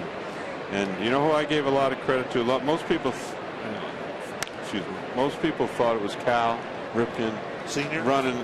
No, the junior playing shortstop and running the show. But it was Rich Dower. Oh, is that no right? doubt? I was coaching third, and Richie Dower was in charge out there and putting on the pickoffs, and he was very, very dangerous, very, very good player. Long time coach now in the big leagues, and yeah, he was with the Royals not that long ago. He was. Now he's moved on. He's with another team right now. I wish I could remember which one it is, but I don't. But Richie Dower was excellent.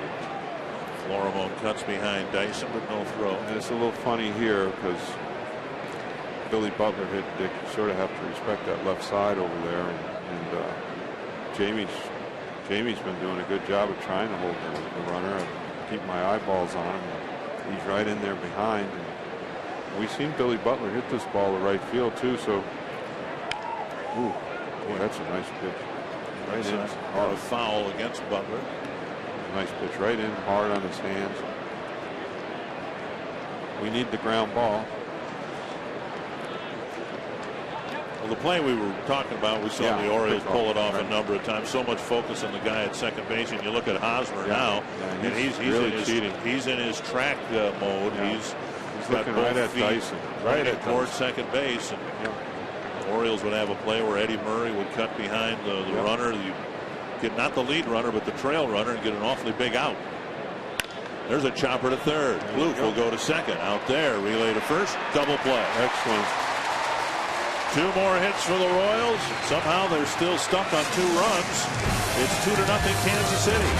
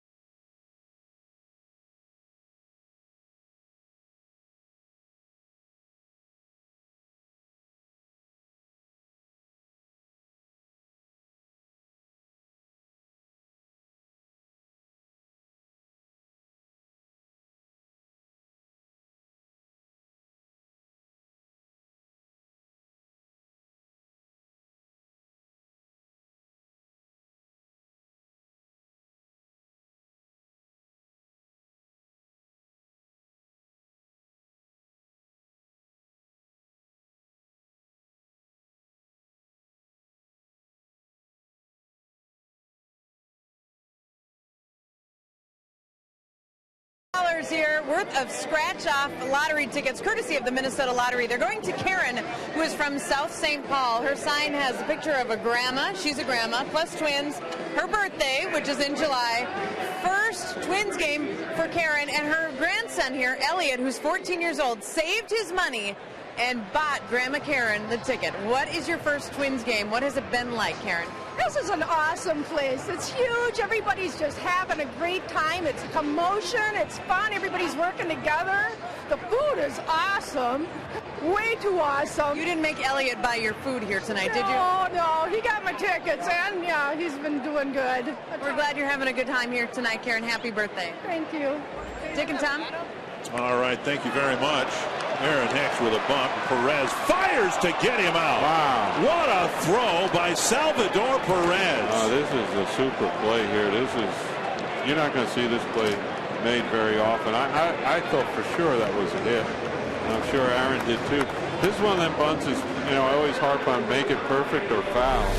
And I think this is pretty much perfect, and I guess not. It's an excellent play. Good cheat over there by Hosmer, too. I think he cheated. Hey! Boy, what a wonderful play. One down, and here's Florimo. We've seen Hicks do it more often and do a better job of it. He dropped down a bunt in Seattle. It was a nice base hit. He's been bunting the ball much better the last couple of weeks. This one blasted to right center field. Michael Dyson watches it leave over the flowers in right center field. Florimo's 7th of the year, and it's 2-1. This is the thing about pitching. And Florimo's got family here too, Dick, and this is a wonderful thing for him. Have his family in town to see this, and first time these parents have been here to Minnesota. That's a wonderful thing, but Guthrie makes a real bad mistake here. He gets Aaron Hicks on the first pitch. Now, Flory going up there, he's going to take a pitch. He did take a pitch, and Guthrie threw a ball, and then he just centered one. Flory, he hit as good as you can hit it, and he can't hit the ball much better than that. So, great swing by Florimo. There's a guy that willowy hit the ball that far. Nice to be strong like that. I think goodness, that was Rod Carew's favorite swing. Just dropped the bat head down on it, and he certainly did. He hit this ball really hard. 2 strikes to Thomas. Now a ball. Well, the superhuman play by Perez comes into play here. If Hicks had been aboard and Florimo had done what he had done, we would have a tie ball game. 2-2. Can't get too iffy. Get too iffy. If this, if that.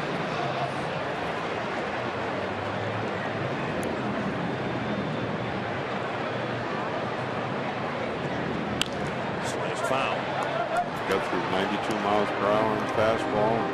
Down in the zone. Another really nice crowd here tonight. It was over 33,000 last night. It looks like about the same number here tonight. Twins right now are 7th in the league in attendance. They might be 6th after tonight. To center. Dyson over, makes the catch, and the Twins are starting to hit some balls pretty hard here. Morneau hit a ball hard. Obviously, Florimo did. And no one's hit it harder than Florimo. Boom. Boy, that's a real nice swing.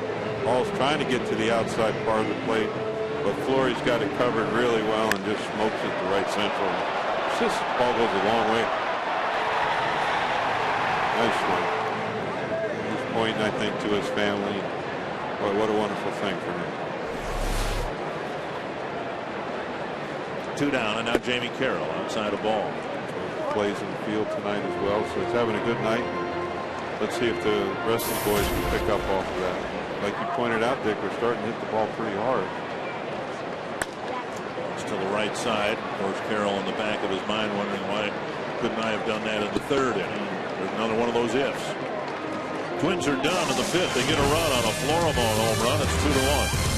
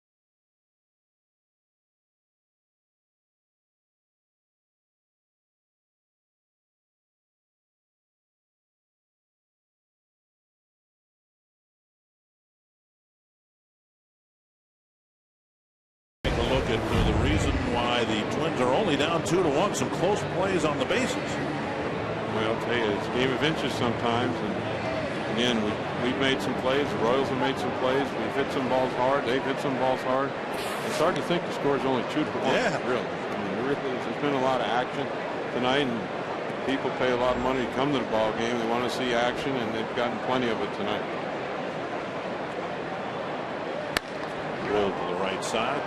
Moreno backhands it. Correa gets the first out on one pitch. Let's go now to Los Angeles for a Fox Sports 1 game break.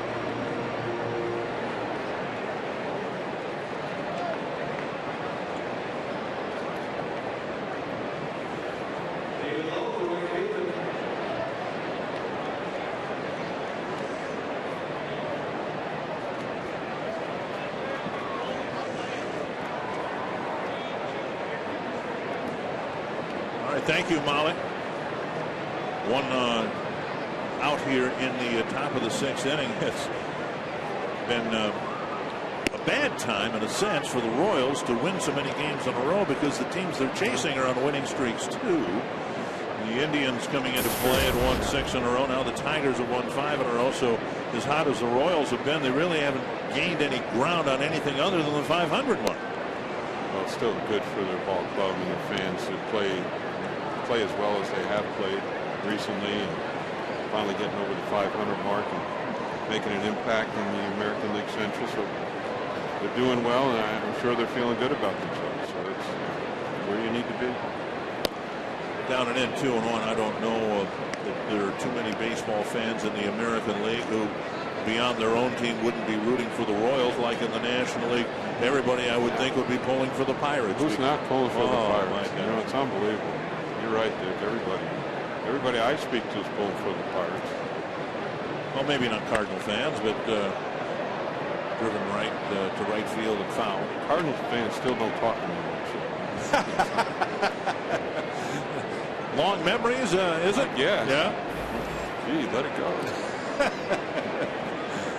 How you doing in Atlanta? Not too big there either. Yeah. 2-2. David Lowe. Pirates have the best record in the major leagues, 22 games above the 500 mark, and yet people are puzzled as to why they didn't make a big trade. It's not broke. Don't try to fix it. Well, that's kind of, if you're a general manager, isn't that going to be your prevailing sentiment? They trust in their guys, they have faith in their guys that they can get it done. And boy, watching that center fielder play and makes the plays he makes with touching, my goodness gracious. Florimo can't flag it down, and Lowe has his 3rd hit of the night. He had a game like this last time Kansas City was in town. He went 4 for 4 with 4 extra base hits. Well, I know you remember this date. Yeah, 24 years ago, your ace, Frank Viola, traded to the Mets for 5 pitchers. It was an anxious evening in New York City, and I remember Andy McPhail, he must have called me 80 times. Should I do it? Should I do it? Andy, you're the boss. Do what you think is right. But we got some good players back. There's no question about it. We hate to see Frankie go. He was a hero in Minneapolis, St. Paul, in the upper Midwest. Terrific World Series performance he had against the Cardinals. Just an outstanding pitcher. And it hurt me a little bit because Frankie started with me in Orlando in 1981. Right. And go back a long way. And boy, he was a real good competitor. And fun to have on the ball club. And to hoot and holler with the best of them and laugh it up. And real good teammate. So miss Frank, but we really got some good people in return for him. 1 strike to Tejada. We're going to talk about David West, who pitched big in Toronto. Right. And got us in the playoffs and to the World Series. David pitched some terrific innings for us. And of course, what Kevin Tapani did. Just a terrific career here with the Twins. And later moved on, but again, enough about the closer, Mr. Aguilera, one of our favorites. And just a super classy guy, can really pitch, especially at the end, and give your team so much confidence you're going to get the job done. So it was a good trade for both teams, and it really helped the Twins, and I think Frankie helped the Mets. Viola, the World Series MVP in '87, a Cy Young Award winner in '88, and then a rancorous contract negotiation that went deep into the season. And did that have anything to do with the? I think Frankie had some things bother him a little bit like that. And if somebody would ask me if I thought, I would say no to that most of the time, but to Frank, he probably is. Yeah. 2-2, the proverbial change of scenery for Frank. He went to New York. Did well. Had to pitch in front of his family and friends back east. Did a good job. 2-2 to Tejada. 10 hits allowed by Correa. Hit to right center. Hicks running after it, and he'll make the catch. Thinks about throwing to first. Low hustles back, 2 down. That'll bring up Mustaka. Get ready, fans, for Fox Sports 1, America's new 24-hour sports network. Fox Sports 1 will be your home for great live sports, all the news and highlights you want. Shows and specials that only Fox can bring you. America's new sports network is Fox Sports 1, coming August 17th. Mustaka's the batter, and he's continued to hit the ball well here tonight. A single and a double. He's had a good series so far, and I know the whole Royal Ball Club's had a pretty good series. They're getting the bat to the ball and putting it in play, making some things happen. They're trying to run, playing good defense, pitching well. Done a good job. A few years back, you couldn't say that about the Royals. Right. Very fundamentally unsound. That's all cleaned up now and playing much, much better.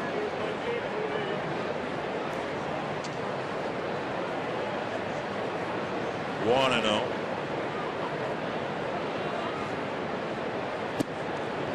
Ooh. That's a close one. I think Joe might have wanted that one. 2. They put Mustakas in the driver's seat. I don't know if we want to have this guy in the driver's seat. I guess that's down and away. Just outside. I think it's safe to say this guy's going to get a swing at this one, Richard. Whoa. 3-0. Escobar on deck. Escobar has been hitless in the series. Mustakas has been swinging a hot bat. Escobar did hit the ball decently last inning. Last time he hit the ball to center field, flew out, but he did make good solid contact. So it's the best swing he's had this week, these 2 games so far. Oh, nice pitch. That's that little cutter, and aiming for the outside part of the plate and then bringing it in. It's a nice pitch. 3-1.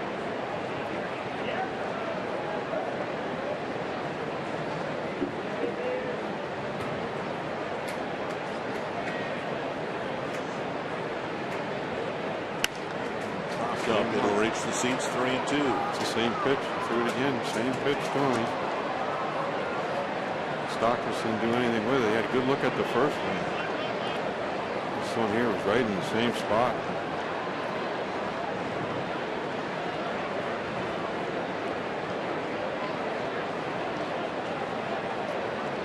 Pitch count starting to creep up on Correa as well, Dick. He's 91 now and climbing.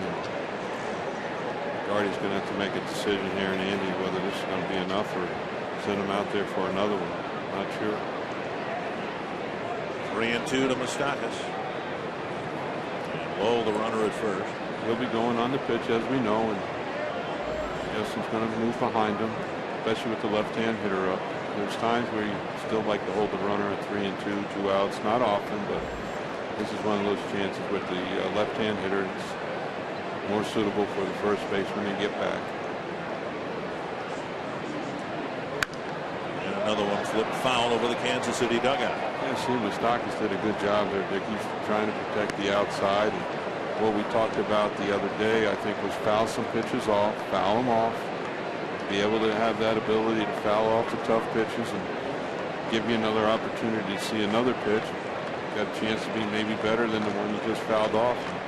Might get yourself a base hit, but you have to have that ability to fight off the tough pitches and keep your at bat alive. Another 3-2. Pulled foul off the screen in front of of the Twins dugout. Cutter was running in on him really hard. And Moustakas did a good job here getting the bat to this ball. It's a tough pitch. Moustakas had a long battle in the 4th inning before getting his double, and now another long one here. This is why I said I think I said yesterday that somebody asked me who do you think benefited the most from George Brett, and I mentioned this fella. His numbers didn't prove it out, but again, I think he's really having some better at bats and quality at bats for himself. And I think he looks a lot better. And finally a strikeout. Correa completes 6 innings, gives up a lot of hits, but so far just 2 runs. It's a 1-run game, and Joe Mauer will lead off the bottom of the 6th.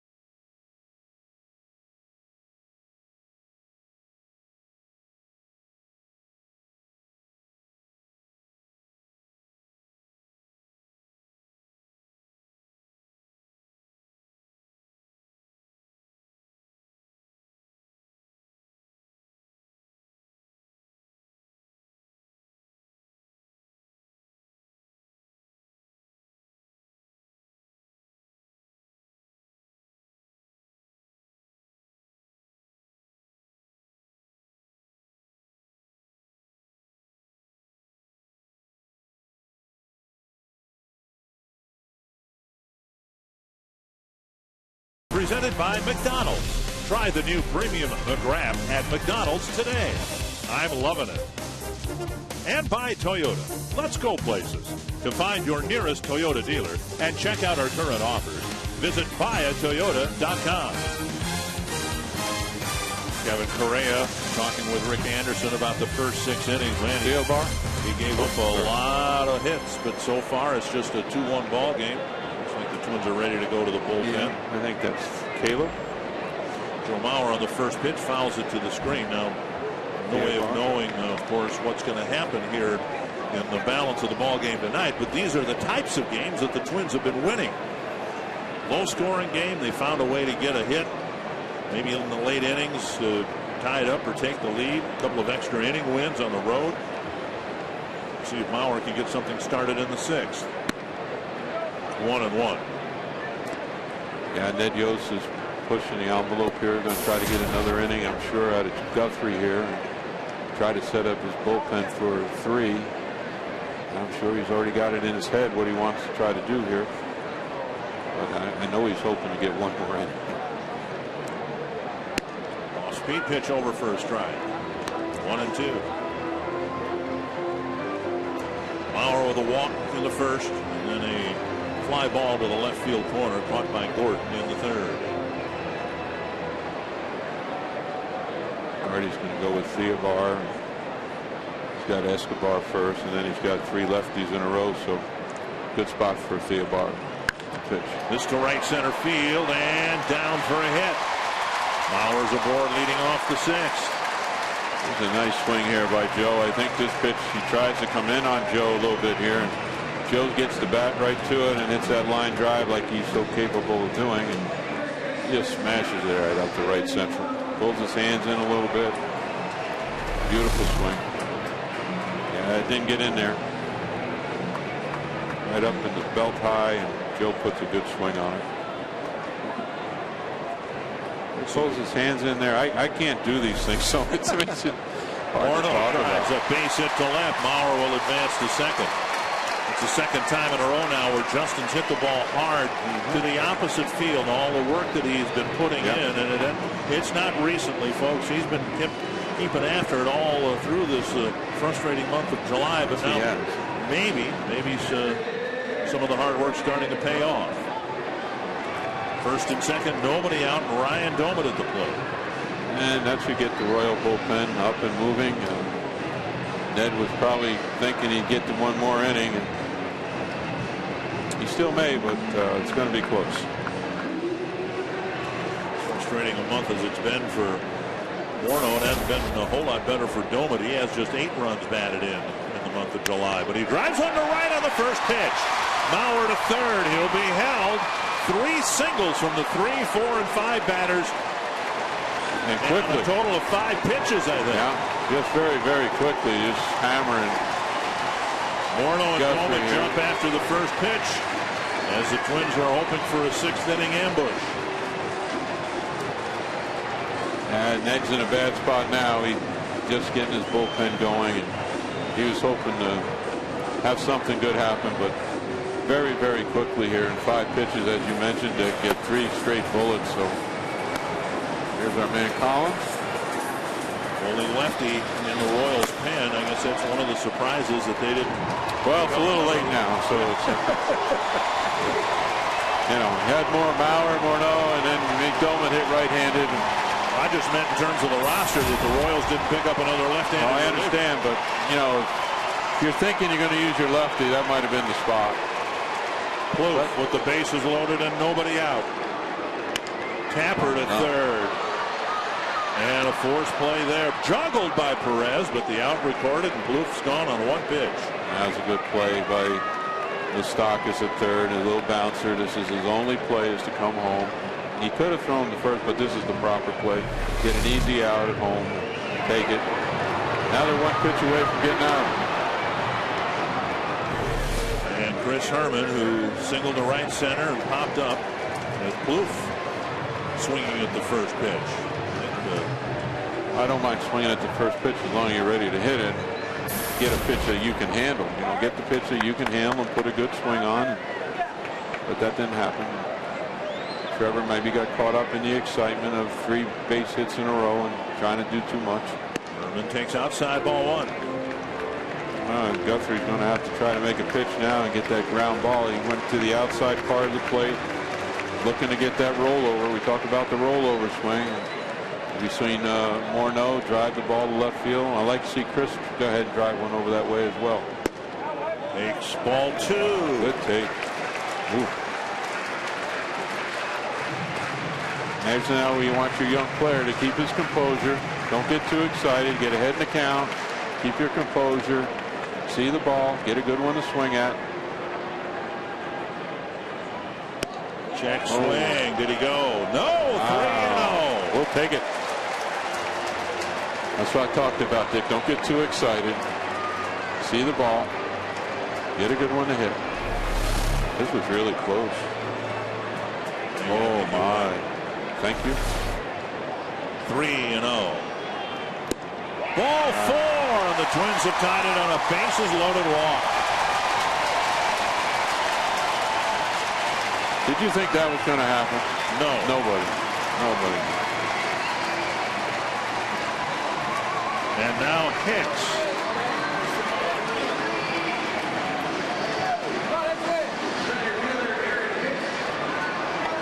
Hicks with a bouncer to third. And what looked to be a bunt single. Salvador Perez made a tremendous play to throw him out at first. Well, we're hitting the ball good this inning. Let's keep it going now. Get a good pitch to hit. Don't get too excited. See the ball. Strike at the knees. Good breaking ball there by Guthrie to get ahead in the count. He missed with so many fastballs. He changed it up. Went to the breaking pitch. Good job by the catcher there to switch things up. Collins ready, one would think. With Florimon due to hit next, that this will be the last man Guthrie faces. Down and away, 1-1. That's a good take by Aaron. Ball's down and away. He didn't try to swing at that one. Nothing good can happen if you try to hook that ball. Be patient.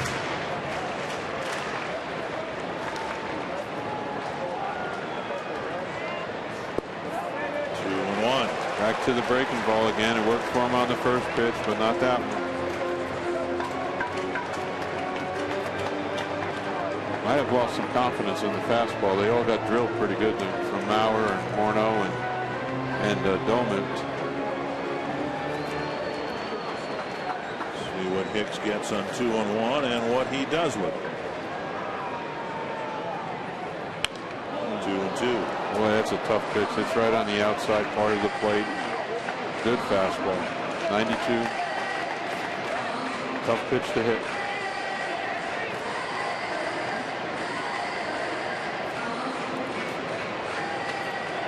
We're in familiar territory along about the 6th inning. The hits are more frequent. Well, if you look at his numbers, Dick, and look at his track record, I think he's pitched 6 innings. 6, that's it. The last 6 out of 7 games he started. Pop-up infield fly rule should be called, and it is, so Hicks is retired. And it'll be left to Florimone, and we'll see if Ned Yost makes the move here. It's an interesting decision, and the manager has to do what he thinks is right, but you sort of want to let your starter win or lose his own game. And this is one of those situations here where you earn your money as the manager. And we have to remember Flory hit one 9 miles last time. And it looks like he's going to give Guthrie, he's probably earned that opportunity, a chance to win or lose his own game. He's left in to face Florimone. Strike 1. Florimone crushed one in the 5th. Boy, he crushed it and then some. There was a bomb. I'd like to hit one like that. His parents are in Minnesota for the first time, and a chance to get an even bigger hit here in the 6th. Swing and a miss, 0-2. Guthrie still able to get it up to 94 miles per hour. After all these pitches, 105 pitches. I had thought he lost some confidence in the fastball, but he looked like he regained a little bit when he pitched to Hicks. He started using it again, and it looks like he's going back to it here, but this ought to be spinning. Foul tip. And the confidence he picked up was given to him by his manager.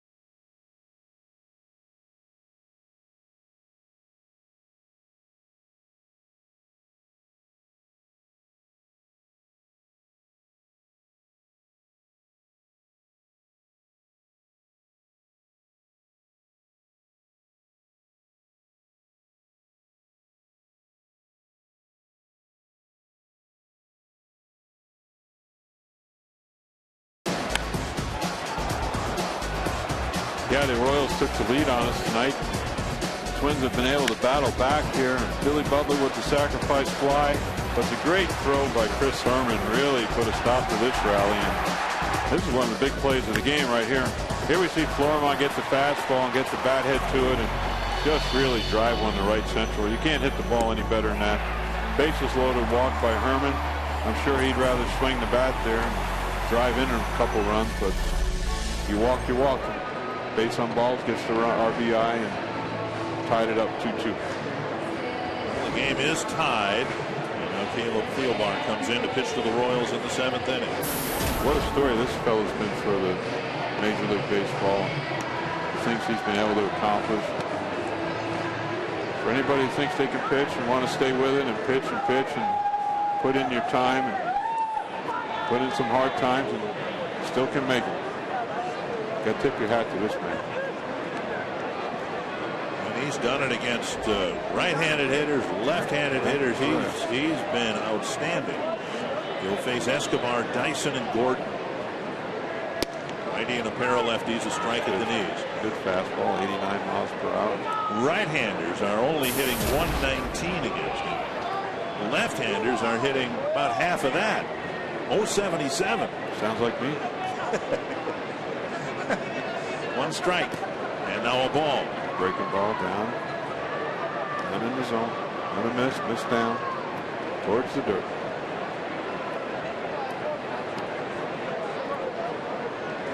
Six pretty good innings by Correa.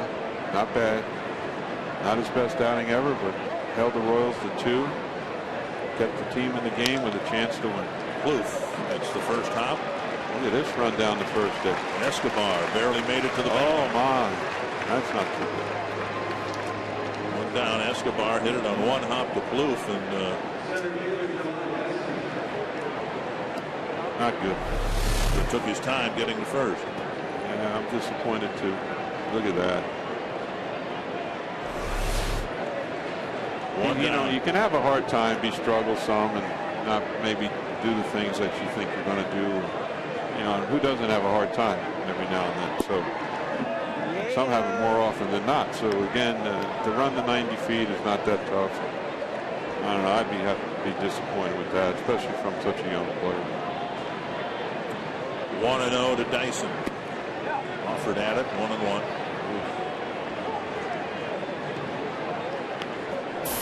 Talking about the perfect bunt. Roy Smalley was talking about it over the weekend in Seattle. Bunters who try to run to first before they make contact, their head's moving all over the place, and if you can't hit with your head moving, you're probably not going to be able to bunt with your head moving either. No, that's true, Dick. And Roy was exactly right. And the idea is the better that you bunt the ball, the slower you have to run. So, but that really fooled him. He got going way too soon, and it was a breaking pitch. He totally got fooled on the whole thing. Florimo puts his glove out saying, I'll take this one. He does, out number 2.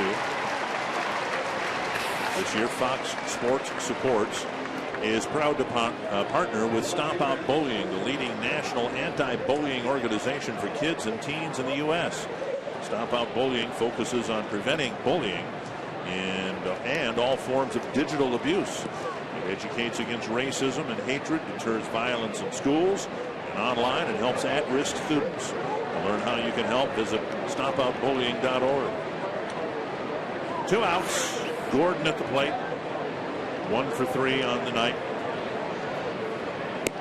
Slow breaking ball on the outside corner.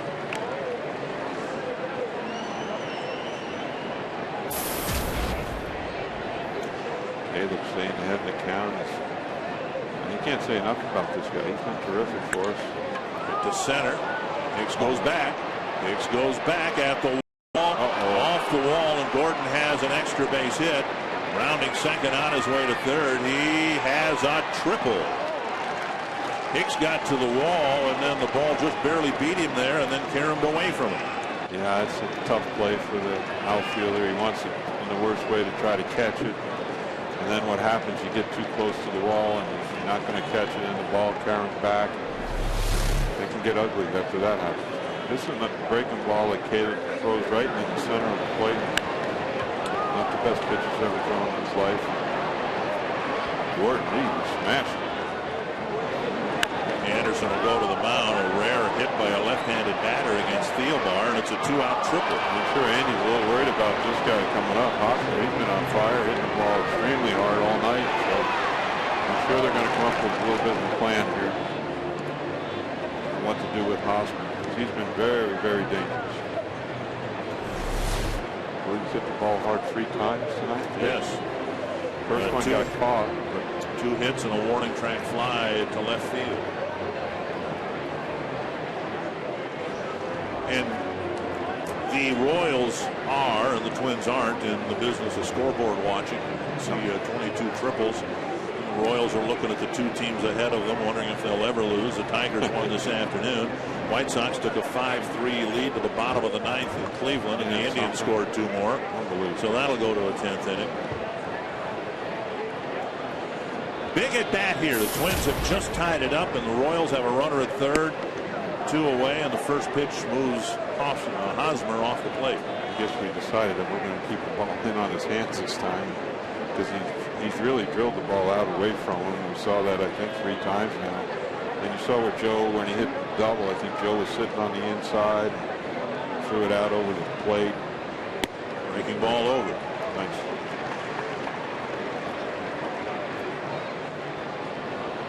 Go to the old adage of fastball in, breaking ball away. Still works, doesn't it? Still works, yep. Oh. Up the middle. Florimone drops the ball. You know, I was worried about the ball going to hit the base, and I wonder if Flory did too. And you can see Dick right here at the end. I believe he lifts his head up and takes his eye off the ball right at the moment of truth. I may be wrong, but I thought I've seen him lift his head. Boy, oh boy. Oh, ball's up in the zone. It's not the best pitch, but it gets the job done. And Theobar should be out of the inning. It's hard to tell from that angle if he picked his head up or not. Tom, I wonder if that didn't hit the bag. No, it went over the bag. Yeah. Pick his head. No, he kept his head down. He pretty much just misplayed the ball. So with 2 outs. Royals get the lead back on an error. Well, I thought the ball was going to hit the base for sure. And I said, oh, no, not this. That's too bad.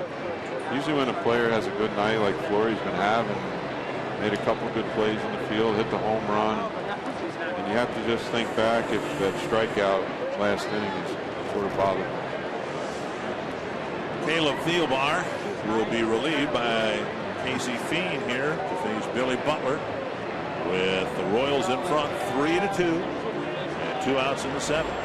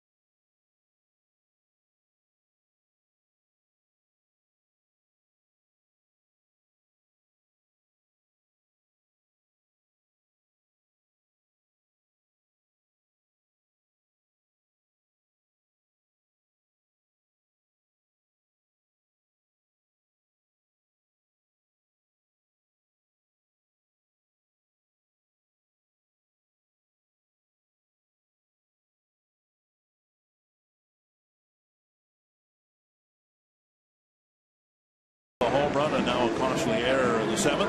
MLB.TV celebrates 11 years. You can catch all of the second half action in stunning HD quality.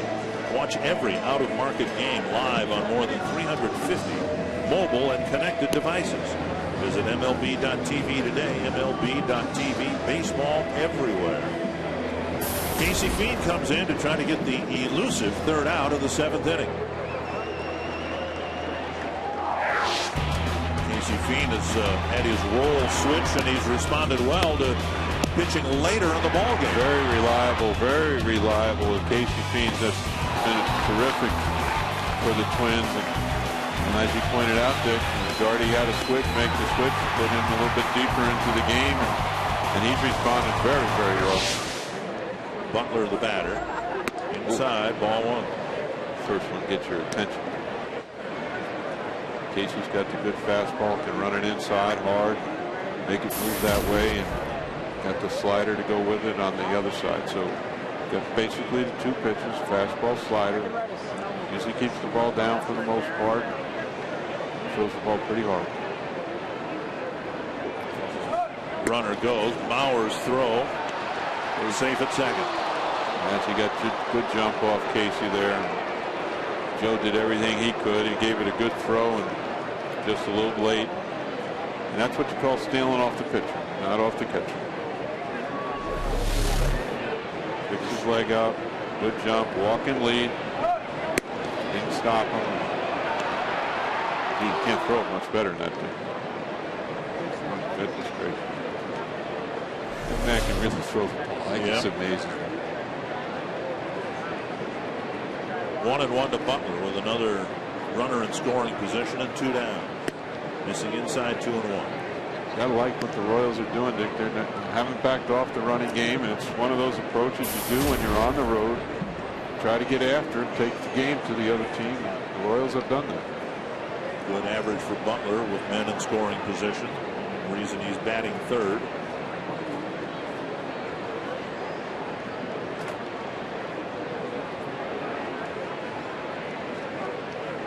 Foul back. The thing I like about Billy Butler, he's capable of hitting the ball over the fence, and he has at times. Maybe not as much as one would hope, but he hits the ball the opposite field. He can drive it the opposite way, and knock in some runs that way. I don't know if he's ever going to play in the field or anything, but looks like he's got DH written on him, but that's okay. 2-2 to Butler.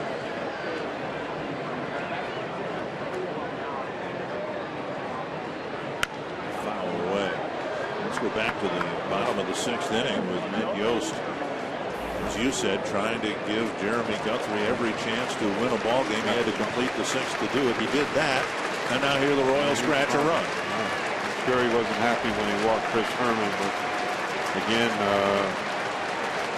I don't know how much patience I would have had. I probably would have went and got him, but give Ned Yost some credit. He stayed with his man, and he gave him his 6th inning. Just what he's been doing his last 6-7 starts. It's about 6 innings. I think there's one game he pitched 7 innings, but for the most part, it's been 6 innings.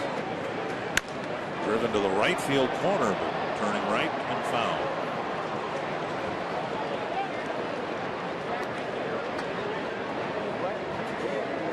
Casey's got a battle here. He's got a runner in scoring position. He sort of let him get there, so especially with picking his leg up and getting that stolen base against him. But he's got to bear down on this next man. Get the out on the board, get the boys in off the field.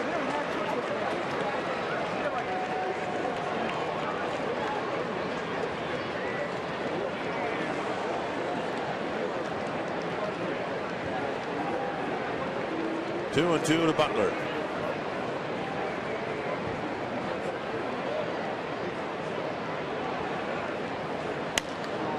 Wastes another one. Boy, Billy Butler, nice job of hitting here. This slider's a pretty good pitch right here. Well, he just fouls it off, put it in play, got him foul. He's done it twice now.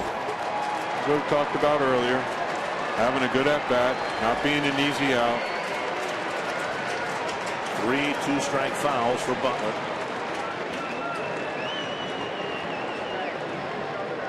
Seventh pitch of this at-bat. Casey might come back inside here. Something hard. Ooh, missed to fill the count. Well, we had the pitch right, just missed it a little bit inside. Good try. There's no telling what Casey's going to do this time. Got his choice. Fastball. Got the base open. A walk's not the worst thing that could happen right here. Butler likes to swing the bat. His job to knock in the run, so I'm sure he's going to be aggressive. Ooh, another foul ball. I think we might have got away with one there, Richard. That ball was right down the center here. And I'm sure in Billy Butler's mind, he had to have the thought that he could throw anything here. Could throw me the slider, could throw the fastball in again. And you know, fouling it off is not the worst thing that can happen. So Give Butler credit, give Casey credit for coming right after him.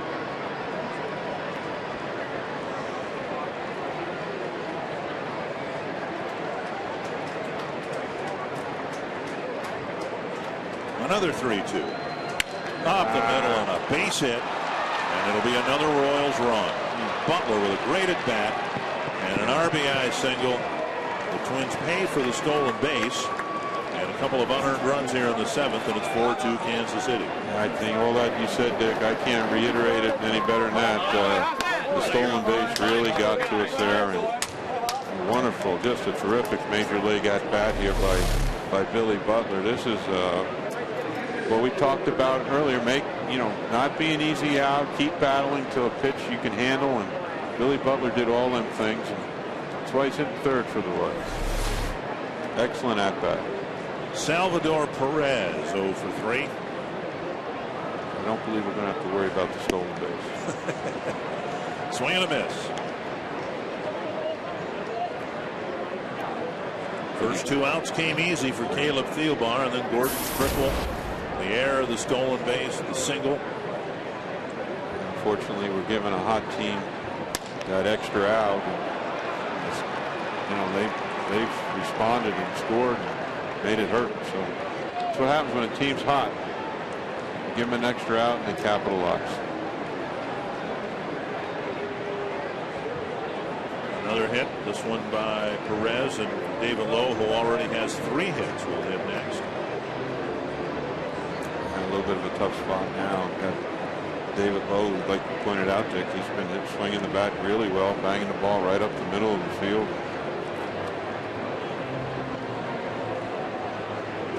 Royals getting a couple of runs here in the 7th, just as the Indians walked off the White Sox 6-5. So unbelievable. Again, the teams ahead of Kansas City keep winning, and the Royals don't seem to be disappearing. It's only July. Is it August 1st? No, not yet. July. It's trade deadline. So a lot of baseball left to be played. And when you get to September, you can start staring at that scoreboard. And like you pointed out earlier, the Royals have probably stared at the scoreboard for how many years, so they're certainly not going to start now in the first week of August. You have to wait till they get to September. Guthrie was able to keep the damage to a minimum. The bases loaded walk. The only run the Twins would get out of a situation where the 3, 4, and 5 batters started the inning with singles. Both pitchers, Correa as well as Guthrie, both pitched identical games. Both were in danger of giving up on some runs at times. The offense has only responded for 2 each, so you got to give them credit. They did the job, put the team in position to win, and turned it over to the bullpen. 1-1 to Lowe, and now a strike 1-2. Nice pitch. Good fastball by Casey Fiend down in the zone.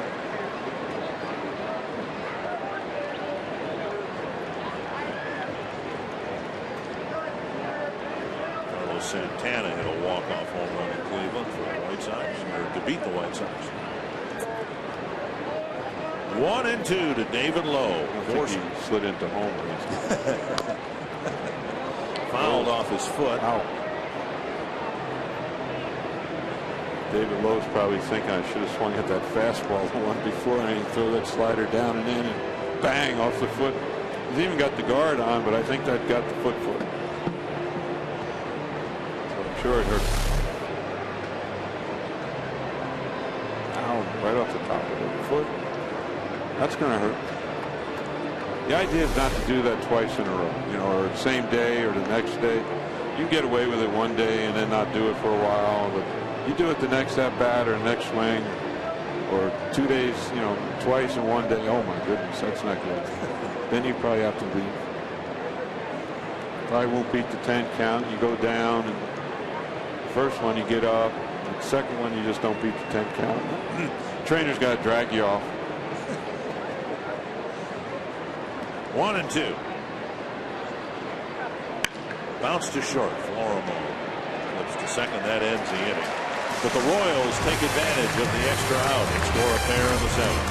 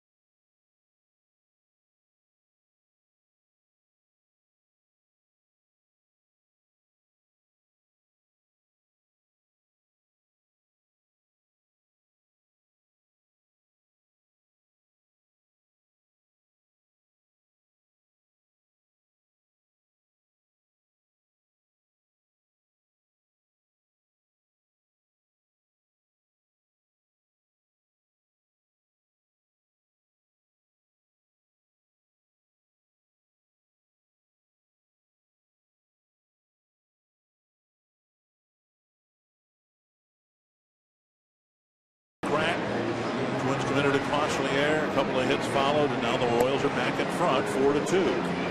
CenturyLink linked to what's next, and Tim Collins enters in the 7th. I'm sorry, Dick, I interrupt you there, but let's not forget that stolen base, how that paid off. Give Hosmer a little credit here. He got a nice walking lead. We didn't stop him, and it's a good lesson for the pitchers out there, the young kids. Got to stop that runner over there. Don't let him get a walking lead on you. Steal that base. Excellent job by Hosmer. He's had a wonderful ball game. Last night it was the other corner infielder, Moustakas. It's one thing about teams that are winning some games, Dick, as you know, and they spread it around. It's not one guy, it's other guys. Guys are all chipping in, and that's what makes for a fun team. Everybody can chip in. Thomas with a double and a line out. He stumped the ball hard twice tonight, leading off the 7th against Collins. The first strike, 0-2. As you mentioned, Dick, the Royals only lefty, and it's a little surprising that they maybe didn't try to go get another lefty, but they got the cards they're dealt, and they're going to play them the way they got them. So Collins is the man. And if they get to the August deadline, Dick, for the waiver period, they might be able to do something at that time. I'm sure there'll be some lefties out there that are probably available. The right field, Lowe with a sliding catch. Did he hang on to it? Yes. Clete Thomas drills the ball again, and Lowe makes a running catch, one away. If you remember back early in the game when Clete blasted one over his head, he had to have that thought in his mind. So this is really a good response by Lowe. He makes a real good play here. He has to have it in his mind. He knows he screwed that other ball up, so your first instinct is maybe to go back on that ball, but he did a good job by dropping down a little bit. I can get into a long dissertation about outfield play here, but give Lowe some credit here. He did a real nice job fielding that ball. Jamie Carroll takes a strike. Notice the defense now for the Royals are swung way around. Jamie's looks like he had his mind made up on trying to hit everything over to the right side, and I think that's where he hits the ball best. The Royals are going to play him over that one. He takes 2 strikes in the outside corner. Collins came in last night, pitched a 1-2-3-8. Aaron Hicks hit the ball hard against him. Thomas hit a fly ball against him. They had some experience against him in last night's game. And Carroll protects the plate and dribbles it foul.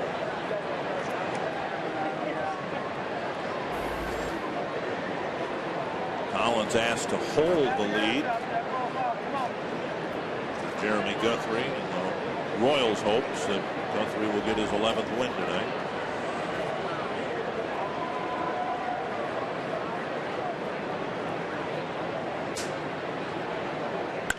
And Carroll pastes one up the middle. That's 2 hard hit balls by the Twins here. Bottom of the 7th. Clete Thomas blasted one to right. Jamie diamond cut him. Let's go now to Los Angeles for a Fox Sports 1 game break.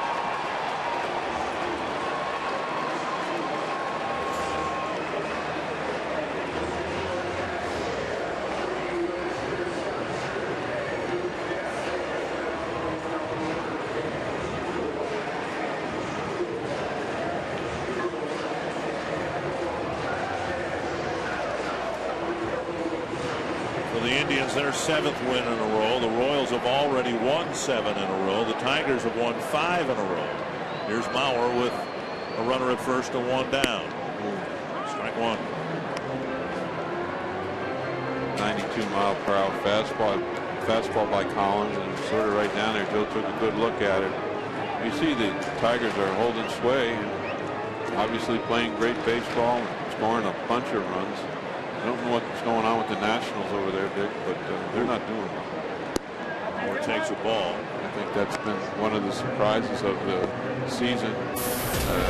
Not that somebody's doing good, but that the Nationals are doing so poorly. Our job's here to get some more hits here and worry about the Twins, not the Nationals. 1-1 to Mauer. In the dirt, 2-1.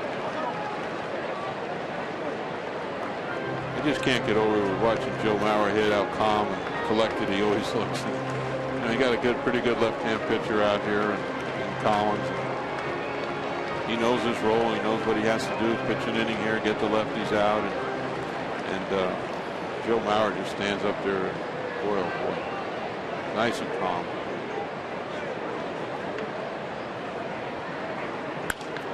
Left field corner, Gordon hustling toward the line, running and coming up a step short. He is a great athlete in left field, and in his first year in left field, he won a Gold Glove. That's remarkable. That's commendable. I mean, gosh, that's impressive to, first year in the outfield and do that.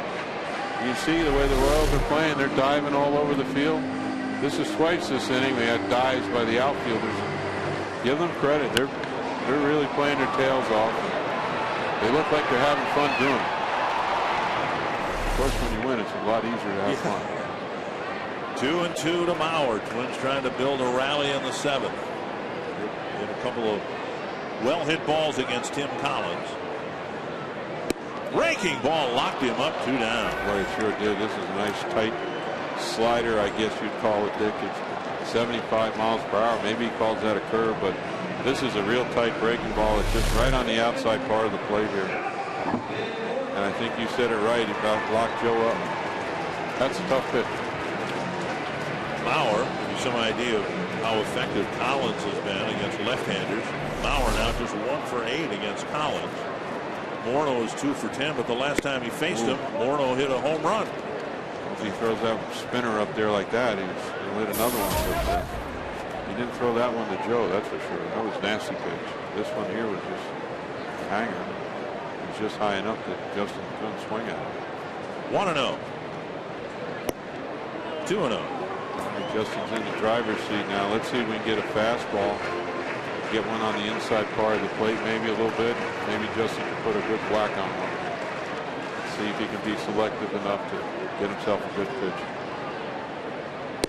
No. Oh. 2-1.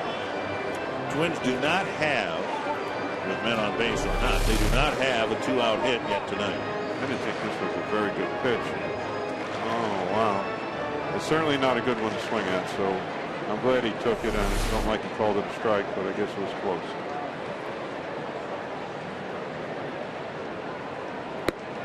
Fastball, he chases, it's 2-2.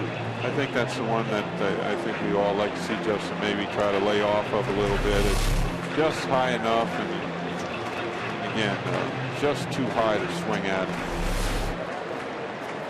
Get that ball down just a touch. 2-2. On the outside corner. So Collins gives up a couple of well-hit balls, but he responds by striking out Mauer and Morneau looking.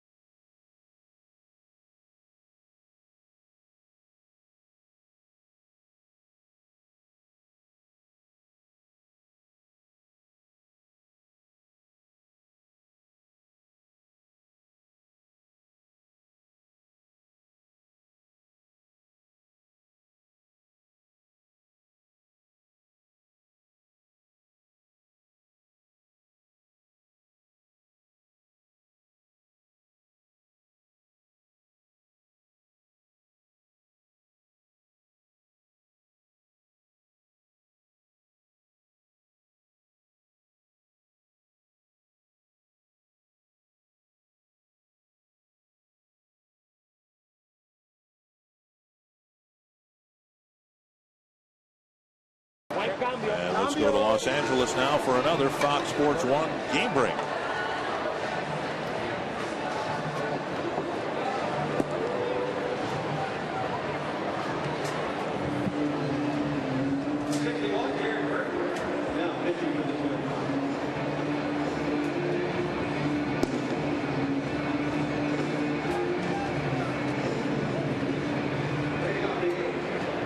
Thank you, Molly. The Angels continue to plummet, 10 games below 500. The Rangers have the 3 straight walk-off wins, all of them at the expense of the Angel bullpen. Ernesto Frieri the first 2 nights. And as we go to the 8th inning here, Miguel Tejada will lead things off against Jared Burton. Jared's been throwing the ball better, and I think the last few outings, and again, he's got the changeup, and it's well documented how he maybe got away from throwing the fastball or using his fastball, and maybe a few too many changeups. But I think recently he's found a good mix of pitches and been very reliable as a Minnesota Twin. I like him when he's out there pitching, Dick. I really do. I really like what he brings to the table.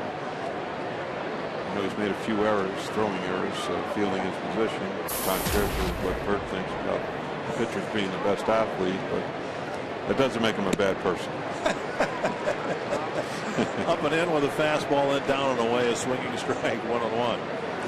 Best thing could happen here is that Jared has a real good inning, a 1-2-3 type inning, get the boys off the field and see if we can garner a little momentum, get those 2 strikeouts eliminated from our minds. But yeah, give that Collins fellow a little credit, Dick. He he made some really tough pitches when it counted. He threw a couple lousy ones he got away with, and he needed to make a real solid pitch. He certainly did. 2-1 to Tejada.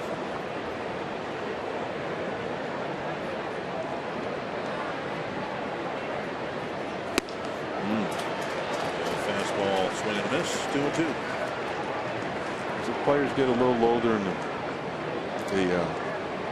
the ball comes up in the zone, and it's a little tougher to get to, and that was exactly what happened there. Jared threw him a real good fastball, and it was up a little bit in the zone, and Miguel just couldn't get to it. We watched Miguel swing here the last couple nights, and he's been hitting the ball that's pitches that are down. He's just going with the inside out and trying to just stroke it on out to the outfield. When you come hard in on him and hard up, it's hard for him to get to. Burton with nothing but fastball strikes out Tejada. You can be a part of the broadcast by voting for who you think is the Arby's value player of the game. Text value with space and the player's last name to 234-234. Let us know who you think had the most value in today's game, and we'll tell you the winner in the postgame show. Moustakas, the batter, went down swinging his last time up. The rough patch that Burton had in the middle months of the season might be traced to his outing in early June in Kansas City against the Royals. And it just seemed like a lot of things conspired against Jared. He would give up some base runners, he'd steal bases, he'd commit errors, all sorts of things. Yeah, and he, the 2 throwing errors he had on separate occasions, but they didn't help at all. Right. I mean, they really hurt him. It was a bad spot to make an error in. And Jarrett's usually pitching in a situation that it's meaningful, so he doesn't get any breaks. He makes a mistake, it's probably going to hurt, because that's the spot he was in, and deservedly he should have been in that spot. And unfortunately, he had a couple of misfires, and it really hurt us. Hurt him. And what we've seen as time has rolled along here in the recent weeks, and maybe the roles have flip-flopped, at least in tonight's game, Fee pitched before Burton in the game. But Burton relying much more on his fastball and less so on the changeup. I know it's a good fastball there by Burton to strike out Tejada. Two good fastballs to finish him off, and as you pointed out, threw all fastballs. He's got a good one. That looked like the slider. Yeah, it was. It was right in on his hands. 85 miles an hour. And that's about what the changeup is too, isn't it? 85, 87. Yeah. This is a nasty pitch right here. This is coming in hard. Fastball at 93, slider at 85, and the changeup, the intermediate pitch. It's actually in between the slider and the fastball. It's a curious mix. Yeah, it is. And it's nasty. It really goes down. It's hard pitch to hit. Oh. And Moustakas strikes out, chasing a high fastball. He gave Moustakas a lot of credit last time up, and he ended up striking out and saying what kind of good at-bats he had. Well, that one certainly wasn't one. The 2014 All-Star Game logo has been unveiled, and it's time to show your support and excitement. Show your enthusiasm for next year's Midsummer Classic by getting your officially licensed merchandise now. And for the next week, All-Star Game apparel is only available in the merchandise stores at Target Field and the Twins Pro Shops in Roseville, Apple Valley, and Minnetonka. Be the first in your neighborhood or at the office to sport the new logo. Now, I happen to be at the Twins Pro Shop in the Ridgedale shopping area today, and they already have the official game baseball for next year's All-Star Game with the logo and the red and blue stitching. It's already available almost a year before the game will be played. And a lot of people like to have those as keepsakes of the game itself. 2 strikes to Escobar.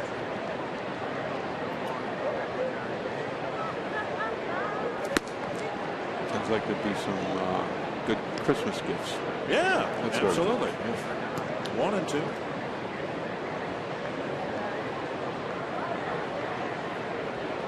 Escobar hitless in the series. Ground ball, fly ball, and another ground ball. And he's had a tough time, and then last at bat, he's really disappointed. I'm sure a lot of people by not running the ball out very well. I know it bothered me, and I'm sure it bothered the manager and the coaching staff as well as his teammates.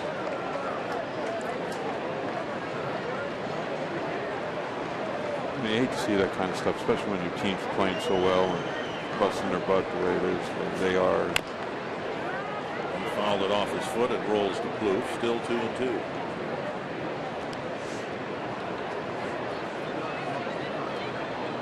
"15 pitches for Burton this inning, 10 strikes. Almost all of them fastball. A couple sliders mixed in. One to Moustakas right in on his hands. Real nasty pitch. So you're right though, Dick. He's back to throwing his fastball, and looks like he's got very good life on it.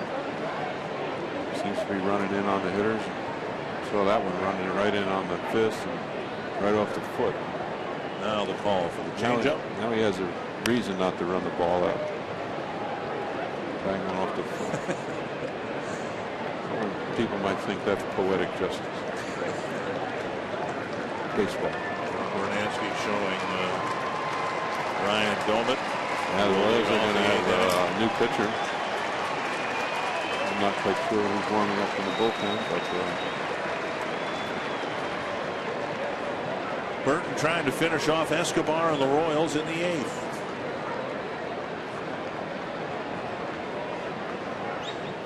Popped him up. It's a foul ball, and Mauer back for a look. But it's out of play.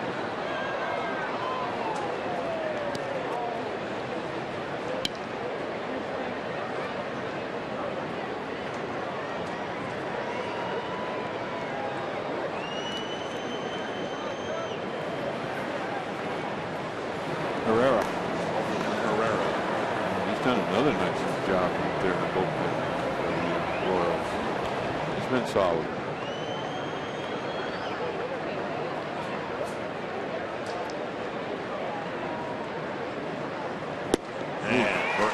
Blew him away.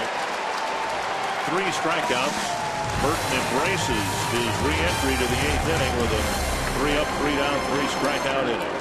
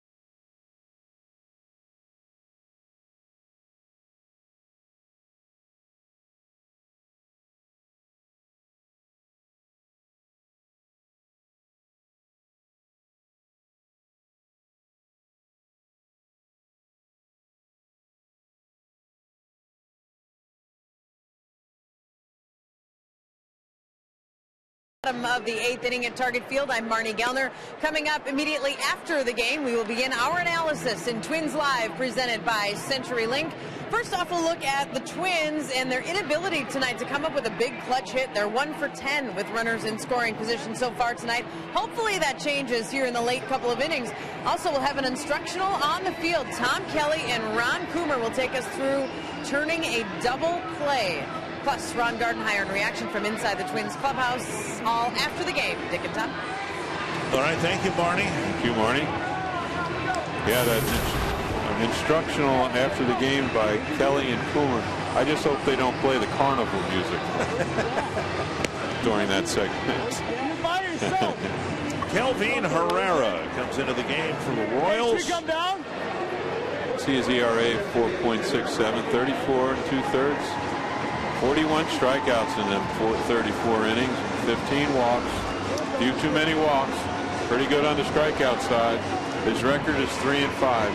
That doesn't make him a bad person. It just tells you that the manager has confidence when he brings him in, because he's not afraid to put him in a situation that's meaningful. So that's how you get a record. Elliot Johnson, the new second baseman, you saw 9 home runs alone. And 34 and 2/3 innings. That's a very high number. Ryan Doma will lead things off. He takes ball 1.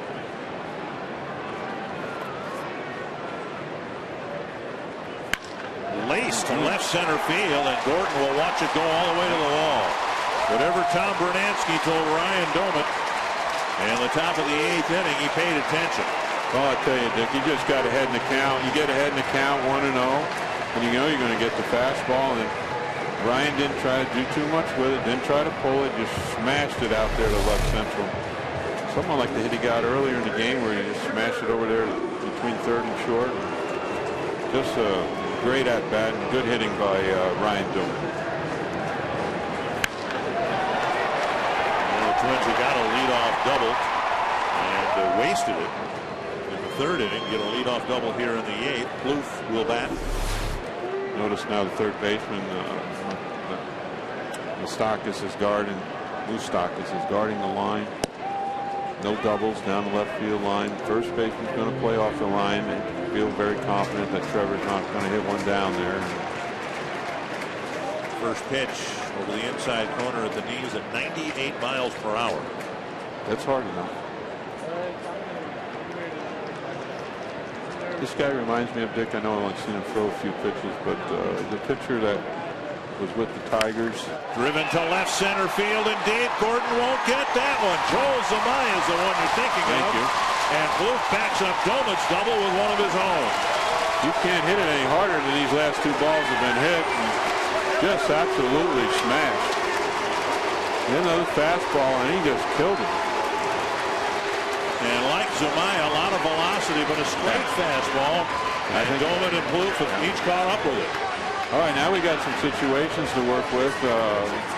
Chris Herman's up, had the big walk last time up, but you see the replay here. That ball is dead center in the center of the plate. And Trevor, he just killed it. I mean, you can't hit it no harder than this. Real good swing by Trevor and Domit. So we got one back, and got one more to go here to tie her up. Big situation now for Herman. He needs to advance the runner. It's pertinent that he does that. See if Pixie can get him in. I think we'll swing, don't you, Dick? I don't think we'll bunt. We've hit the ball extremely hard. I don't think Darty will bunt here. We've done real well swinging the bat, so I'm sure he's going to let Chris swing. Truth be told, over the last, well, when he's been with the Major League club, no one's hit the ball with the barrel of the bat more consistently than Chris Herman, and he takes ball 1. I like the patience he's shown too tonight, especially in the big at bat last time against Guthrie. He just, took the walk and didn't do anything foolish up there and chase, and excellent at bat. Needs the same thing right here. Good solid at bat. First baseman thinks he may bunt. Strike of the knees at 99 miles per hour. So far, that's not worked out too well for him. Well, if you throw it down there, that's different. It can be flat as a pancake, right? Yeah, down is a little tough. You throw it in the center of the plate, most major league hitters are going to get to it. Center of the plate's never really a good spot. 1-1 to Chris Herman. Again at 99. High and tight.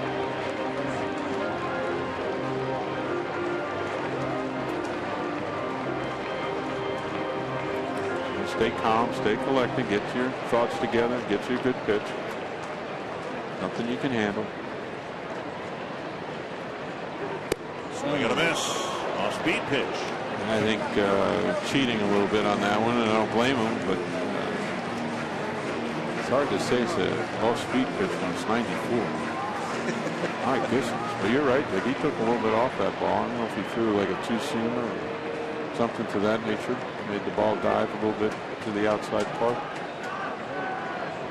Off the plate, 3-2. I think that's pretty much the same thing. That one was 86. Aaron Hicks on deck. Twins started the 6th inning with 3 straight singles and only scored 1 run. Now the 8th starts with a pair of doubles. And we got to change that program. We'll be all right. Good at bat. 3-2 to Chris Herman. Knocked him out with a high fastball of 100 miles per hour. That's a tough one to lay off. It's right up in the zone and it gets big in your eyes. And you want to get the runner over. It's just too much. It's up in the zone. Tough pitch to hit.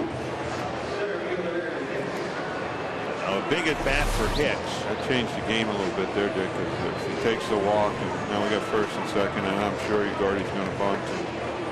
And so it changes a lot of things around. Hicks came up with the bases loaded and 1 out. The Twins had tied the game at 2. Bases loaded, 1 out, and he popped up to the second baseman on the first pitch. Little dribbler, and it's up the line, and it's a rolling single up the baseline for Aaron Hicks. Well, probably Mr. Herrera had to do that over. He might have let that ball go, and maybe it might have rolled foul, but he knew he had a runner at second advancing to third, and he didn't want to take his eyes off him either, so he elected to pick it up. But I think it was going to stay fair, Dick. I don't think he's budging at all. No, never touched the grass. See, look at that. That's going to stay. The Twins have brought Chris Colabello off the bench. I'm sorry. Colabello. Off the bench to hit for Pedro Florimo. Boy, you never know what's going to happen. It just nicked the outside of the grass, but in the inside of the grass. But I still think that ball's going to stay fair. The tying run is at third. And Ned Yost is going to make a pitching change here, I believe. He's going to bring a different right-hander in. Aaron Crow, who leads American League relievers in wins. He's already got 7 this year. Former All-Star setup man Herrera leaves, and Crow comes in with the Twins moving the tying runner up to third, 1 out. A big pinch hitting appearance coming up for Colabello.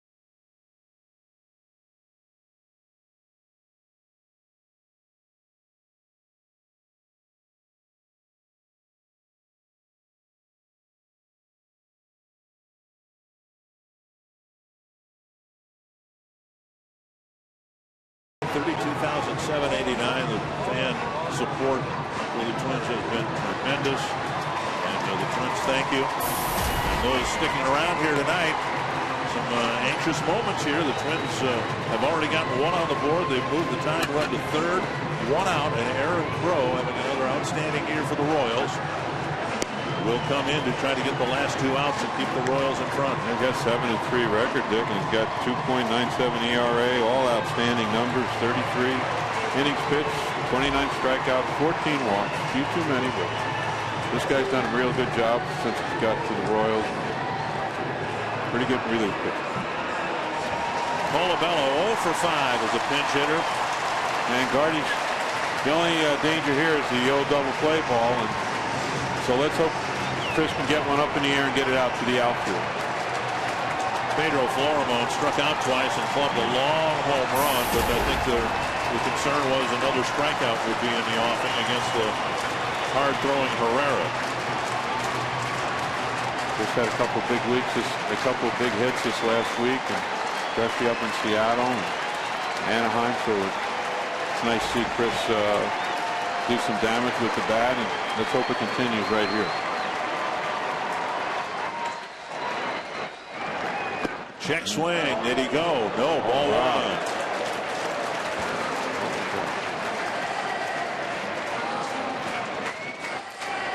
Start him off with the old breaking ball. You know, you got to remember, Crow's pretty quick to home now, so I don't think Gardy's going to take any chances here of stealing bases, but because Crow is quick, be a little risky. Swing and a miss. 1-1. Wanted to hit the button there on the stopwatch. Okay, I say you brought it up here. Yeah, I brought it for a reason. Okay. This is it. But you have to hit the button to make it stop. So I didn't. I misfired. Just out of practice. I just misfired. Yeah, that's probably true.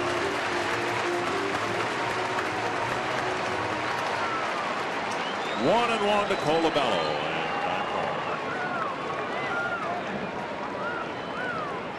So far, we've seen the fastball and the breaking ball from Crow. And as I talked about, guys got a 7-3 record. Herrera had a record. So these are the kind of guys the manager has faith in and confidence that they have a decent record.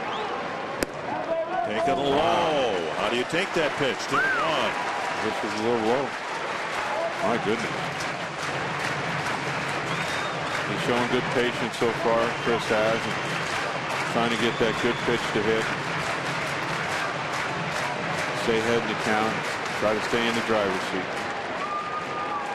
2-1. See, Gardy's got the watch working too.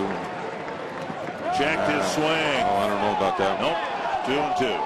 Home plate umpire Paul Nauert made the call to the disgust of the Twins dugout. Oh, he might have got away with one earlier, but we didn't get away with that one. Gardy didn't think he swung. Yeah. I'd give him the benefit of the doubt. That's the case, yeah. You know, and those are the kind where you just ask the guy at first. Take the heat off. Just ask the man down at first and go with it. But Paul's had a pretty good game back there, so got to give him a little benefit of the doubt. He's done a good job. 2-2 to Colabello. 3-2. Now what? Clint Thomas. Things all change now, Dick, because it's 3-2, and Gardy's got to make a decision here whether to send a runner. I sure would like to send them, but this is a big moment in the game. If the ball's not hit real sharply, the Royals have a hard time turning the double play. So this is a big moment right here. Colabello's got to put it in play. Hicks stays put. The pitch driven deep down the right field line. It's a foul ball. Boy, the ball jumps off his bat, doesn't it? He really goes a long way. Even the foul ball jump off his bat. You don't see the ball get hit up there by right-hand hitters much. All the way up there in the right-hand corner. It's unbelievable. Strong young man. Not a young man, he's a strong man. I guess he is a young man. 3-2 to Colabello, and time called again. It was interesting. Gardy didn't send Aaron. Had a slight hunch he might, but playing a little bit close to the vest here. Hicks goes. Colabello checks his swing, and he is a strikeout victim, out number 2. Boy, this is a nasty breaking ball, 3-2 count. Just a nasty pitch. Give Crow some credit here. This is a pretty good pitch. That's the first one. This is a fastball down and in. That's moving. Ball 2. Another breaking ball. He said he swung. Fastball, ball 3. Foul ball, and then the breaking ball. Cleet Thomas, the batter. Tying run at third. Go ahead run at second. Swing and a miss. Cleet's hit the ball hard, pretty hard here tonight, Dick. He grounded out. It wasn't the best swing his first at bat, but he lined the ball over Lowe's head and right. Hit a decent ball to center field, and then hit another screamer that Lowe made the diving catch on. 10 hits for the Twins tonight. Not one of them with 2 out in an inning. Good time. 0-2. That's a nice breaking pitch that he's got. That's why he's pitching in this situation right here. He's been a guy that, as I mentioned, the manager can count on. This is nasty. Disappear. Nice pitch. Cutter, slider. Pro University of Missouri product. Former teammate of Twins pitcher Kyle Gibson gives him a pitch Saturday here against the Astros. Thomas trying to hit out of an 0-2 hole. Make a mistake. Off the line, foul. That's another tough pitch. That pitch is down. Another breaking ball down in the zone. Cleet did excellent just to get the bat to it. As hard as he's hit the ball, he has just one hit to show for it. I tend to think these things even out. Supposed to. You'd take a flare to left, wouldn't you? Whoa. And then I have Perkins running. Try to finish it off. 2 strikes to Cleet Thomas. Struck him out. That's the Twins get 3 hits, including a couple of doubles to start the inning, but they get just 1 for 3.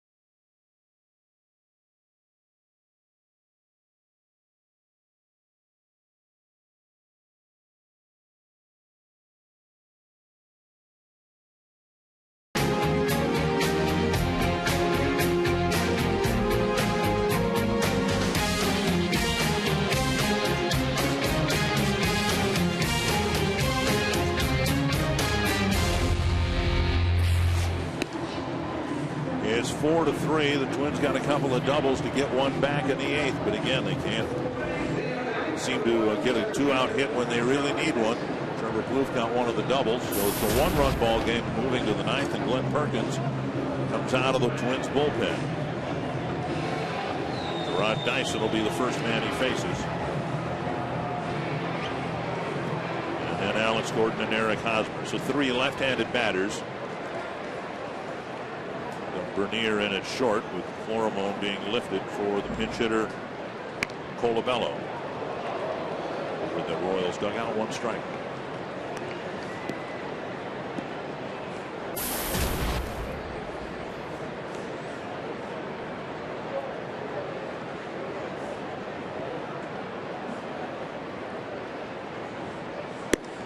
Missing inside. Good fastball, live fastball by Perk. 95 on the gun. Certainly gets left-hand hitter's attention, that's for sure.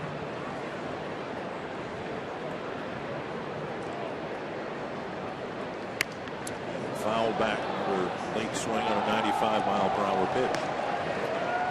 Get the sting taken out of us a little bit there, Dick. Now last inning, we have to regroup. We still got 3 more outs to go. Yep.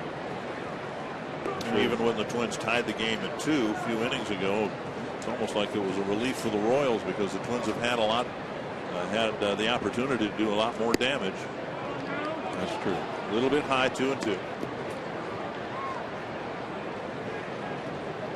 Everything stays the same. I'm sure we'll see their closer in the bottom, Mr. Holland. He's done a real nice job for the Royals this year, as Glenn Perkins has for the Twins. Breaking ball left up. Now it's 3-2. Perkins obviously does not want to put Dyson aboard with a walk here to start the ninth inning.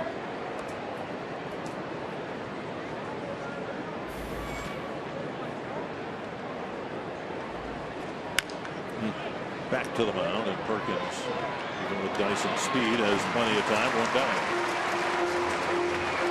Now look at the updated results of our AT&T Twitter poll. Tonight we asked you who made the best trade at this year's trading deadline. Most of you thought the Red Sox, in adding a former Cy Young Award winner, and it's kind of hard to dispute as long as PV stays healthy.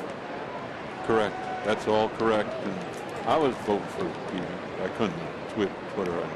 No Twitter. No Twitter? No. Alex Gordon got the big 2-out triple. A swing and a miss here. It's a breaking ball. Gordon cheating on the fastball there and got the breaking ball. And when that happens, you usually don't look too good.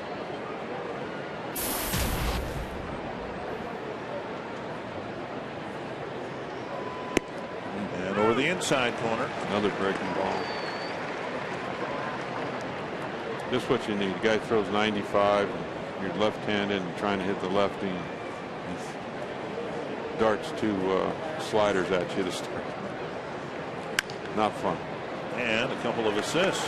Gold Glove winner. Yeah, 2 outs. Yeah, 2 outs. Say Gold Glove winner Glenn Perkins with a couple of assists. Almost spoke too soon there with that one, but again, let's tie the record. Glenn Perkins checking with Paul Nauert about trying to get. You know what happened here, Dick? Ball hit on the bat. Hit the pine tar on the bat, and it was on the ball. And then now, when he picked the ball up, he ended up throwing the ball at the pine tar on it. He was going to pitch with the pine tar on his fingers. Wouldn't be the first guy to do that, would he? Probably wouldn't be the last guy. That was pretty popular for a while. Yeah. Well, the umpire knows it's on his fingers. He didn't wipe it off very well, so I guess it's okay. Some of the nastiest sliders you'll ever see Perkins snap off. A ground ball and 3 hops to Carroll. This guy out is a chore. Hosmer, he hit that ball hard. Had a couple of walk-offs already in the American League. The Twins will try to do another one in the bottom of the ninth.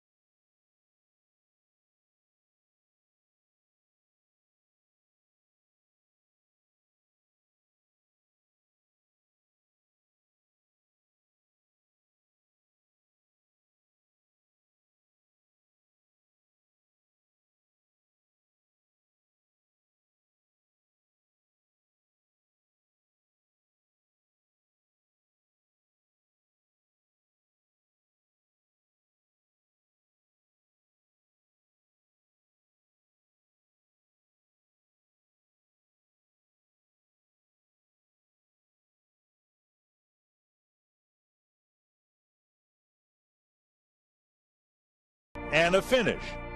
Endings are imposed and inflicted. Struck him out. Got him. Breaking ball got him. How about the Twins bullpen? Finishes are earned and celebrated. A high fly to center field. It lands on the warning track. Carroll scores. Dozier being waved around. And the Twins win it on a double by Eduardo Escobar. It's the last word, the closing act, the final step, the whole point. We don't remember the start. We never forget the finish. A drive to right center. Escobar scores. Bauer coming around. Play at the plate, not in time. And Dozier delivers the game winner. And the Twins will send up Carroll, Bauer, Morneau, Dozier, as many as it would take to get at least one run against Greg Holland here in the ninth. Carroll takes outside ball one. Guys turn into a legitimate closer, there's no doubt about it. Throws the ball hard. Been in 41 games, 27 out of 29, not too bad. 1.80.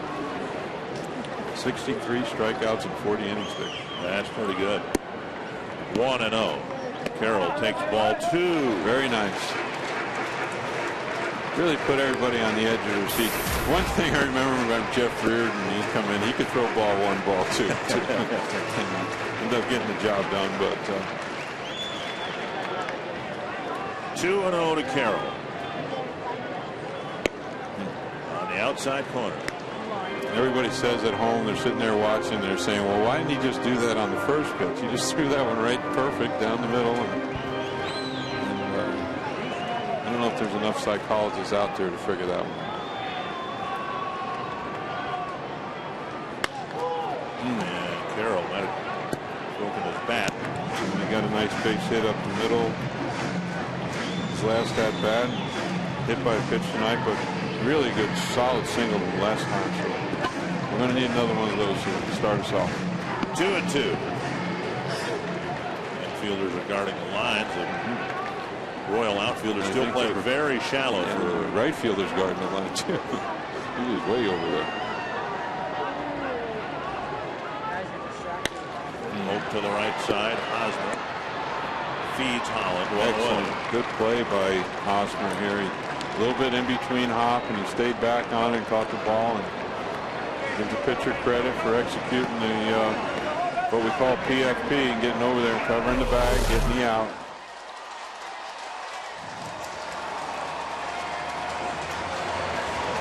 Bauer's reached twice again tonight. A walk in the first and a single in the sixth. See what Moustakas plays here at Mauer. Guy throws the ball awful hard, but he's playing sort of straight up third base. Hosmer's going to guard the line first. Strike on the outside corner. Mid-90s fastball, a devastating splitter. That's it, though, isn't it? Basically, two pitches. You look at the Twins' history against Holland, and they haven't had a whole lot of exposure to him. A lot of strikeouts, but a lot of extra base hits. Sliced foul, 2 strikes. Joe's going to have to catch up to that one. He got one to beat him some. I think that was a split. I think it was. Joe took a little bit of an awkward swing at it. I tend to think that was a split finger. I was watching Joe swing. I should have watched the monitor a little bit better, I guess. Commentator error. 2 quick strikes to Mauer. It's like the gas. Off the middle. Knocked down by the shortstop, but he has no play, and he throws it into the Twins dugout. Unbelievable. To throw that ball. This young man's had a bad couple nights. And to make that kind of throw is just not disciplined enough. You need not to throw this ball. This is a mistake. The Royals are sitting over there wishing the ball had gone through now. Well, a couple things. One, Escobar threw the ball he shouldn't have. Hosmer's pretty good at knocking it down. Yeah, but you throw it over there. See, this is what bad. Hosmer tries to pick this ball, Dick, and he made a mistake. He's just got to try to block this ball. Joe's got the play beat easily. Hosmer's mad at himself for doing what he did. And Morneau takes up and away ball 1. This is what we're talking about, the learning process. When you start getting into September, when you got this 4-3 game going, and September things become a little more elevated and the pressure rises. We're not into August yet, so let's not get too excited. Up high 2-0 to Morneau. It's a split finger and it stayed up right there, and Joe hit a split finger up the middle as well. It's amazing sometimes guys throw the ball 95, 96 miles per hour, rely on the secondary pitch to get guys out. 2-0 to Justin Morneau, the tying run at second with 1 out.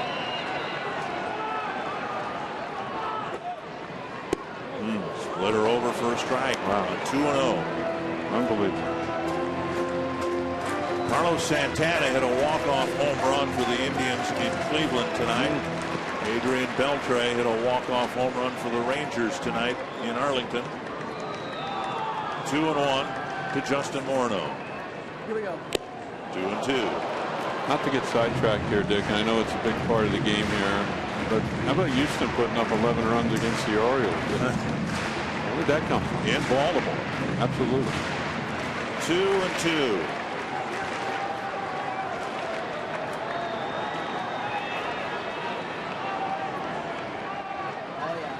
And a foul tip. Perez got it before it got into the dirt. 2 down. Another split finger, and it's down, and it's a tough pitch.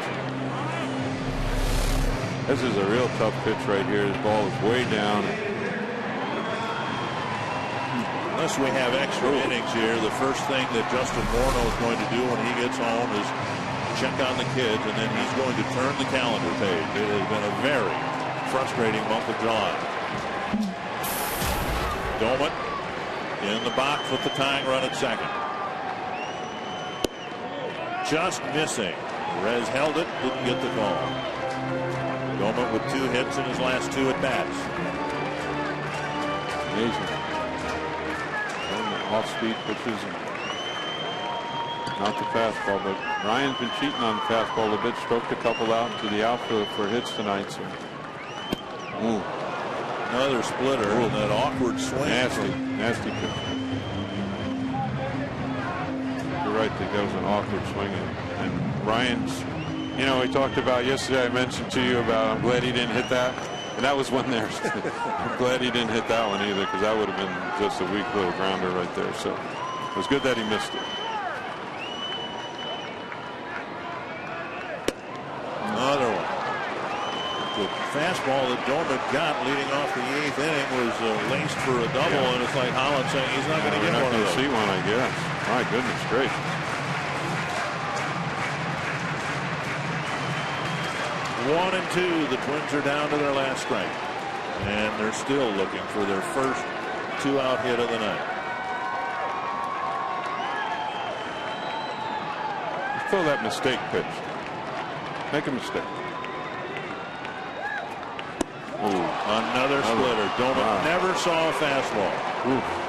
And the Royals, who've done very well in 1-run games, win another one here. How about this guy Crow come in tonight, Dick, and with 2 big strikeouts for the Royals, and Holland picking up his infielder after making a bad play after Mauer's base hit. But give the last 2 guys a lot of credit for shutting the Twins down. And unfortunately, we're not getting the hits when they count. We had some opportunities tonight, as you spoke about, Dick, getting the RBIs with the men on base, and we just didn't execute. Royals are 10-2, Anthony, since the All-Star break, and 6 of their 10 wins have been by 1 run. That's since the All-Star break. And the win streak is now 8 for Kansas City, a team that's perhaps looking more and more like a playoff contender. We're at the field for an instructional on how to turn the double play with Tom Kelly and Ron Klumer. We'll hear from Ron Gardenhire and preview the series finale next on Twins Live.